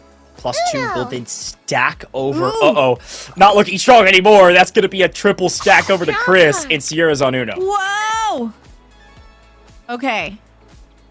Sierra. Uno. Another top deck luck. Wow. You don't want to burn this wild. Oh, they are going to burn they it burned early. it. Well, they might Going know. blue. Yeah, they might know Sierra does not have a blue, and if M2 Fank 11 doesn't want to risk that the other players Chris. can't change it, It's time. does help Chris out. And again, Chris is on match point for all of the marbles, and now we're going to skip him. Uno. Skip. All right, Sierra. Oh no, this is so close, because Chris can go discard all here. It's going to be Uno Uno, both on yellow. Wow. Sierra with better points. Uno. Another top deck luck. A skip on Chris. Not this time, though. Not this time. Still anybody's game. Chris has to draw. Now back up to 2. Only 45 seconds here, pal, and this is everything. Oh my 'cause goodness. Chris is 40 in seconds? the lead. Chris is in the lead still, and this is match point for Chris. They've got to get Chris to continue to keep drawing. They need Sierra or someone to win to keep their dreams alive. That's what you wanted to do as Sierra, but unfortunately it helps Chris out as well because he can double skip back to Sierra. She draws. Chris in the lead. Can't filibuster this 15 time. seconds. Another the Oh top my deck goodness. luck. The top deck luck. He can't filibuster, but he doesn't need to. Plays the 5 5 seconds? here. Burns the time. Chris in the lead, but Sierra gets the card down and the +2. Is Sierra going to take this one? Holy cow. Chris did Oh. everything. Everything. Sierra. Chris did Woo! everything he needed to do to win that. He burned the time that he could. He tried to make sure it only went to the player to his left because he knew if it doesn't get to Sierra, I win the game. The player to his left at the top of our viewpoint played cards immediately. Bam, bam. Sierra goes down. Sierra keeps their dreams alive. It is anybody's game. Wow, the composure with Sierra, that was incredible to see. I can't imagine how nervous that was knowing that the clock was not in your favor. But GG's to Sierra for that round. Well, that's the thing, right? Like, this is Uno Mobile Esports. I mean, these players are called cool and collected. Even if they've never been on main stage, they've done this before, and you called it perfectly, pal. The composure to play a card in under a second in order to keep the game going and try to get Sierra a win is massive. I'm just so proud that, you know, she came in just with the composure, but just knowing how to play that last final card. Wow. Because the clock is moving, man. Your brain is like fried at this point. We've been playing Uno for 100 years, it feels like, in this event. And she kept it together, and so proud of her. Oh, we're gonna see a classic triple reverse here. That's M2 Fank 11 to the reverse. Oh no! Sierra wants to actually keep rocking and rolling. They did have a reverse with the red, but with discard alls in hand, they can go. Sierra could go all the way down to blue, only blue, very quickly. It's gonna get reversed again. M2 Fank 11 in a good spot. Now a reminder, pal. Yeah, exactly. It's Chris and it's Sierra on match point. If M2 Fank 11 or hit Uno win, we're still playing. It's not done yet. Problem is, Chris with a lot of skips, not a lot of greens.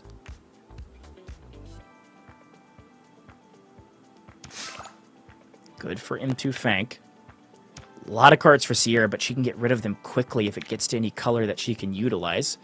M2 Fank gonna have to draw here unless they want to go for broke. Come on, Fank. Decides to play patient. Sierra continually just collecting cards. And this could come back. This could come back to bite Sierra if it goes to 2-2-2 and it comes down to a tiebreaker and somebody goes out of cards before they're able to get rid of some of these. I mean, if Sierra has all of these cards left, this is like a 150-point hand fairly easily. So we'll see. There's the +4. Decided to use the wild draw 4. Sierra is in trouble right now. Oh man. Reverse. Okay, an opportunity here. I think you got to get M2 Fank 11 cards up. Keep the game going. You want to go to time here, but you want to get rid of your cards. Chris. They've got to get it off blue. Sierra's got to get to a new color so she can drop some of these discard alls. I honestly think you go 6 here to get it to yellow. I mean, no, he's got the red skip.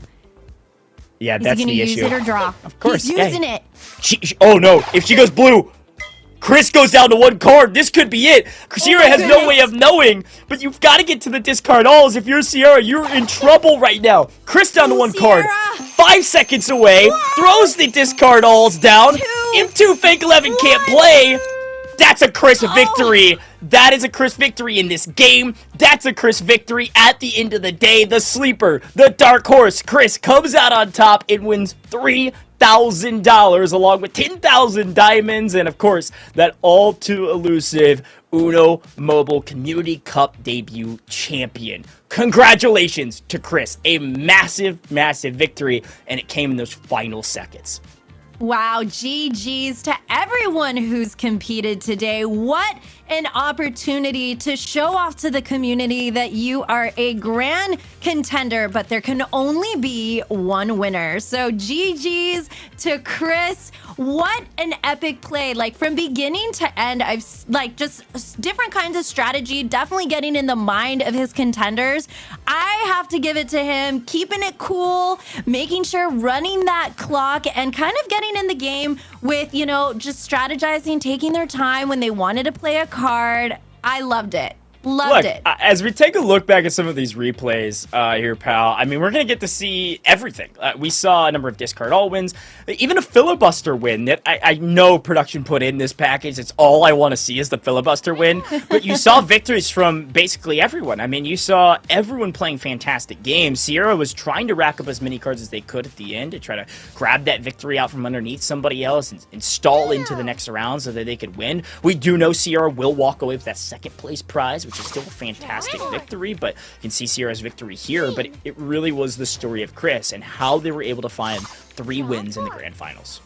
From beginning to end, we saw Chris coming through the plays, kept it really, really just nonchalant, like, okay, I'll come through, I'll show people that I can play, but it wasn't until semifinals and the grand finals that he really showed his strategy coming through playing Uno. So congratulations, though, to everyone, because I think a lot of people in the community who are in chat or just hanging out for the first time watching this competitive Uno, it's, you know, you've never probably seen people play this confident or maybe this patient, because usually sometimes, you know, you just want to throw a card just to do it or use a card in your favor, but we got to see a lot of amazing bluffs, and you got to give it to everybody here in the community.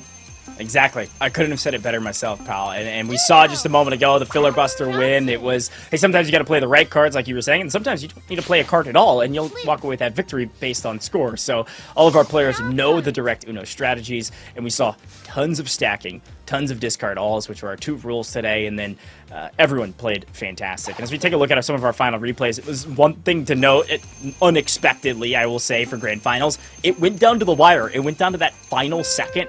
multiple times, which is so cool to see because it's all of these players giving us their all. And here's the final scoreboard. It was fairly close. Chris with a decisive victory at the end with that third win took his score total up to 518. Sierra, of course, grabbing second, 350 total points, but 2 wins is what nets them second place. M2 Fank 11 hit Uno. They both grabbed the victory, and they were both pretty decisive victories. Very decisive for M2 Fank 11, but not enough victories in order to rack up that first or second place win. And let's take a look at our prizing after we look at our bracket and showcase where everybody came through. And again, you can see it was Group A and Group D. They made it to the semifinals, and then decisive victories from M2 Fank 11 in the semifinals, and a fairly decisive win from Hit Uno in the bottom. But neither of our winners from the semifinals, pal, were able to walk away with the ultimate victory. It was Chris, with only 1 victory in the semifinals, snuck in and grabbed 3 wins in the finals when it counted the most. Walked through at second all the way through, got second in Group D, second in semifinals, and then takes the win finally in the grand finals. Pal, I'd love for you to take us through the prizing as we show that on screen and see where everybody walks away with.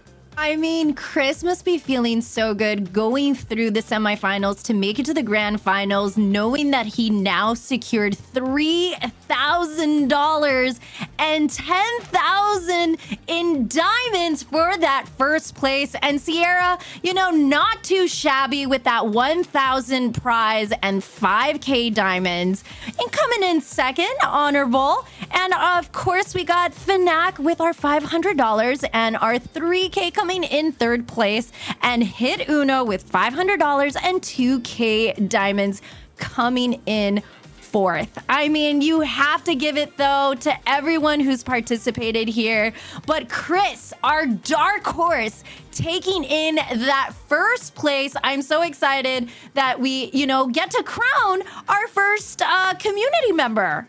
Yeah, no, exactly. It has been so cool to watch this debut. Okay, Pat, this is the beginning of Uno Mobile Community Cup. This is the beginning of Uno Mobile Esports. Could we have asked for a better beginning to what is going to be happening in the Community Cup in 2023? I mean, you cannot like make up these kind of stories, because now that we know that Chris is coming in with the heat and the strategy, and now he's secured the first place win and the first, championship here that we're moving forward through 2023.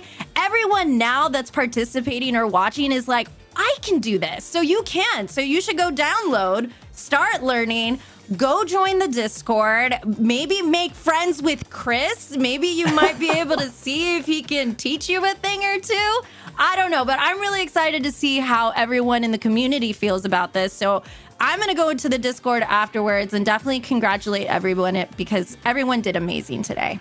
No, absolutely. If you communicated through our Discord or you played through the in-game qualifiers, thank you for participating. But before we sign off and before we do maybe one more giveaway, we've got a very special guest. Joining us via audio, we have Mr. Interviewee, Mr. Champion. We've got Chris joining us in the booth. My man, Chris. First of all, I gotta ask, how does it feel to be the Community Cup champion? First is I would like to greet everyone a good evening. It's 8:42 my time here in the suburbs of Chicago. So you know what? I'm kind of lost for words. Really, I didn't really expect to be the champion. I know I was just rooting to at least get on the final 4, so at least get some cash money. I was telling my friends that, hey, I need some money to buy some presents for my family and friends. But really, it's just sinking in. I was telling the guys that my heart's still pumping from the last game. I know you watched that epic last 20 seconds or so of that last game. I thought I wouldn't win that match, and it's really surreal. And I just want to express my thanks to Uno for this wonderful event that they've provided for us. It's a great platform for us to really enjoy the game, make new friends, and really put out our competitive side. Yeah, I totally agree. You said that perfectly. Thank you for sharing a lot of kind of the behind the scenes. It's great because you're the best interviewee. You answer all the questions before we even ask them. It's awesome. Really appreciate the gratitude, and I know Uno Mobile loved that you were able to compete. I know Pal and I have a couple more questions. Pal, if you were to ask away, anything kind of bugging in the back of your mind about the competition we've seen from Chris? Yeah, Chris, I'm just congratulations for the win. I know that the nerves were, top to bottom, but you kept your composure. I really love the way you actually strategized and took your time with each play. Was that just your strategy, or was that nerves kind of just because you didn't know what to play, but you did know what to play? Was that your strategy? Well, actually, my strategy is I try to remember what each player don't have, what color they don't have. So I try to, even if I don't have the color that I called for, as long as my opponents wouldn't have the same color as well. So that's really my strategy, and really just to keep my score low, because I know in the end it goes down to like the scores, right? If you there will be like tie for second, third, and so I said, okay, if you see my first few matches, I was like really lagging. I think I lost like first three. I was writing it down. How many wins did each one get? Yeah. And I know all of them already got one win, and I had only one. And I said, okay, reality check. I have to win this next round. Otherwise, I won't even place the top three. So what my strategy really is like to keep the flow of the game going. If one already has like two cards and they call for a certain color, I try to remember what the color that they don't have, and then change that color to that. Change the color to that color that they don't have. So really just delaying the game. And you see, I think towards the end, I kind of know that none of them have the color that's being called for, and so I try to use the time limit, and it worked out for me. Yeah, those are some serious mental notes. I mean, I would not been able to do that, so I am very, very impressed with your plays, Chris. Well, I've got one more question for you, and I'll let Pal ask the final question after that. But you were able to give us some of the tips. I mean, I was going to ask basically that question of like, what was your strategy, and then what tips would you give? Seems like that was the main one, was kind of track that. But what was the most memorable moment from the tournament overall? What was your most memorable win, maybe? Okay, so I think my most the most memorable win, but the most memorable loss. If you see, like, prior to the last game, I was about to win that game, and then like the last, I think, 5 seconds or so, the color changed, and I lost that game.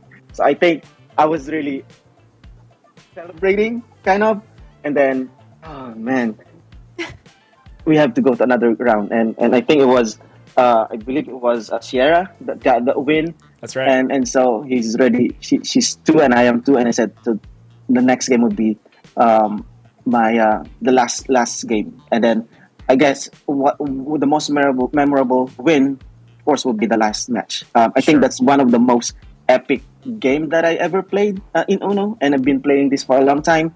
And so it was really a very exciting game, and kudos to the other 3 participants. They were very, very good. To be honest, I haven't really seen them in any of the games. I can't remember any of them. But the 3 really are great players. They are legends by them. Yeah. Yeah, I was so impressed with your gameplay.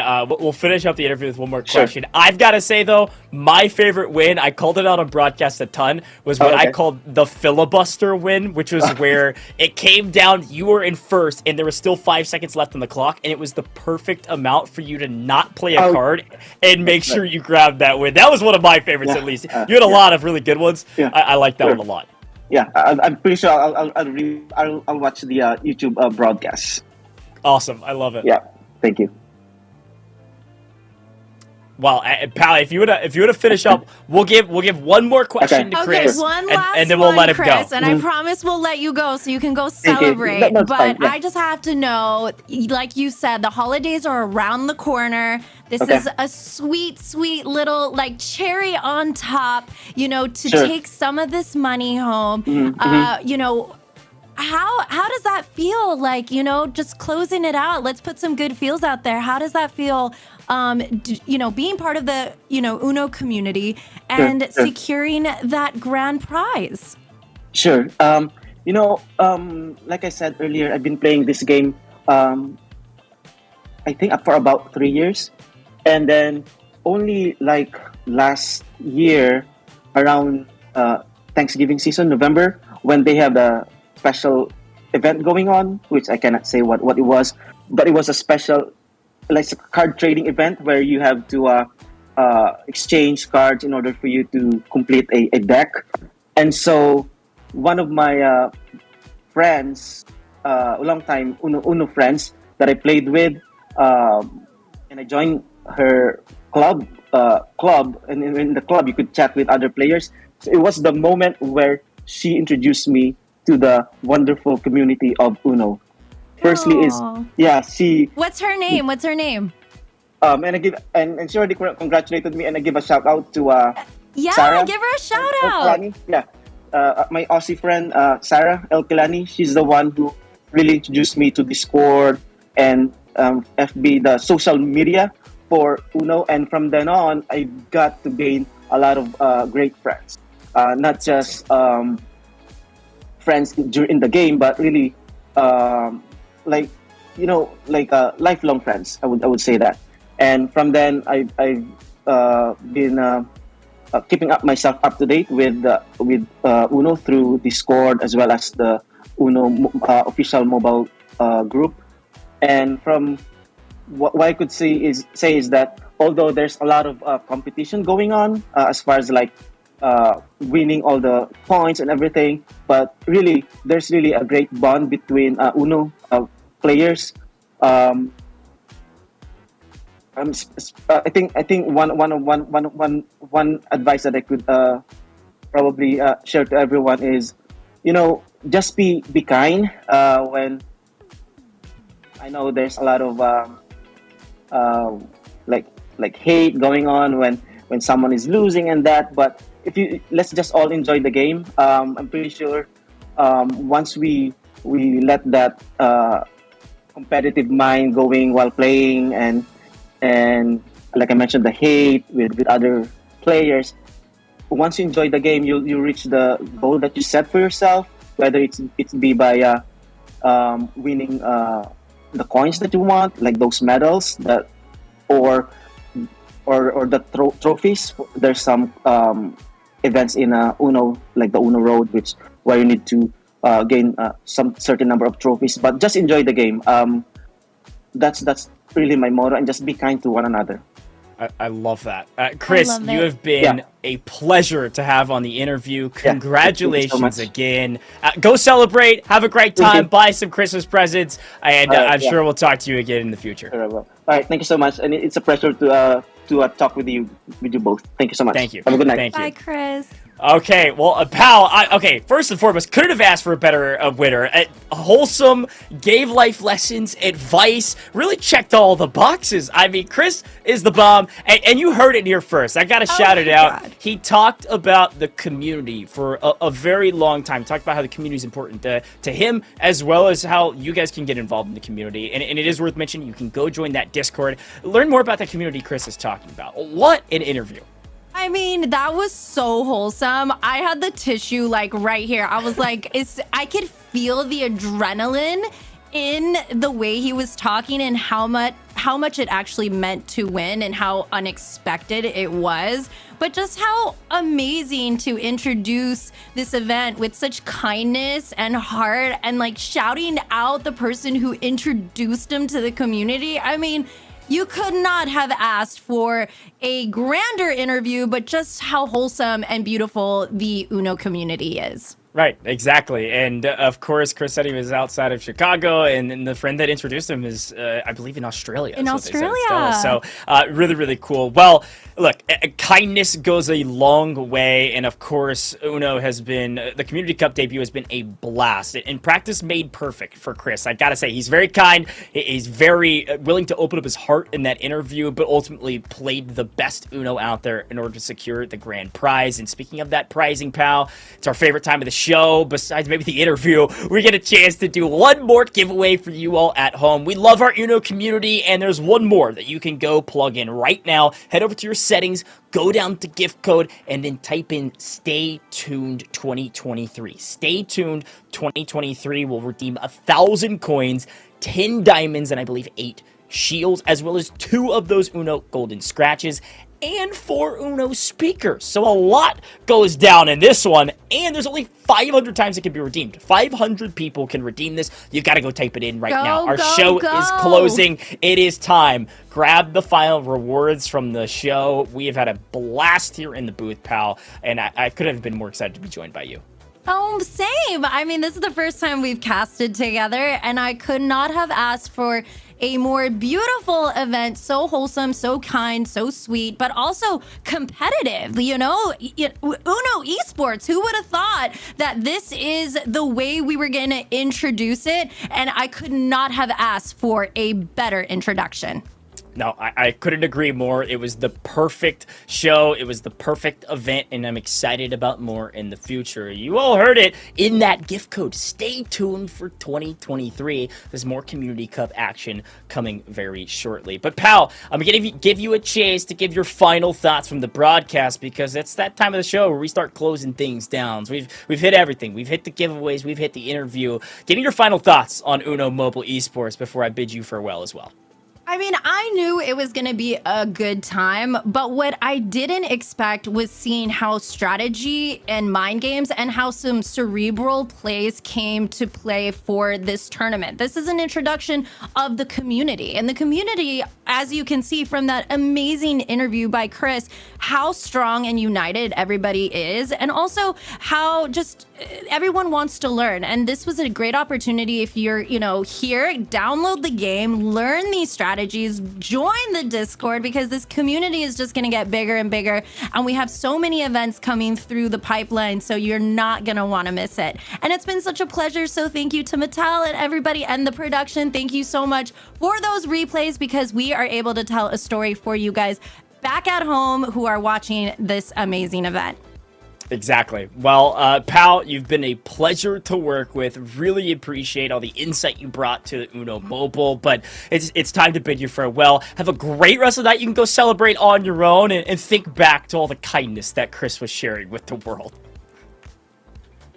Well, folks, I've had a blast in the booth as well. I've been your host today. I'm Grandmaster Gojj, and being back with Uno feels good. It was an amazing time in All-Stars with all of our influencers, of course, but I gotta say, it was at least just as good with all of our community members. So as a reminder, Community Cup, we're not done yet. Stay tuned for 2023. It's all coming down the line next year. Stay tuned to all those socials, and make sure you join that Discord so you can get updates on when the next Community Cup is coming, because it could be your time. You could be the next Chris. You could have an opportunity to win this event next time around and maybe take home some hard-earned cash. But hey, stay tuned for that, and make sure one more time that you go download Uno Mobile already. If you haven't, somehow you've been watching this whole show, you haven't downloaded it, type in !Uno in the broadcast feed, or go down to the description down below and you can click that link and download it on the iOS or the Android Google Play Store. Either way, whatever device, you can play Uno Mobile right now for free. Well, folks at home, that's all we've got. We've had an amazing show today, and I've been just blessed to be able to bring it to you with Pal. But until next time, go grab that Uno Mobile game and play some matches, because Community Cup is coming back in 2023. We'll see you next year, and have a great holidays.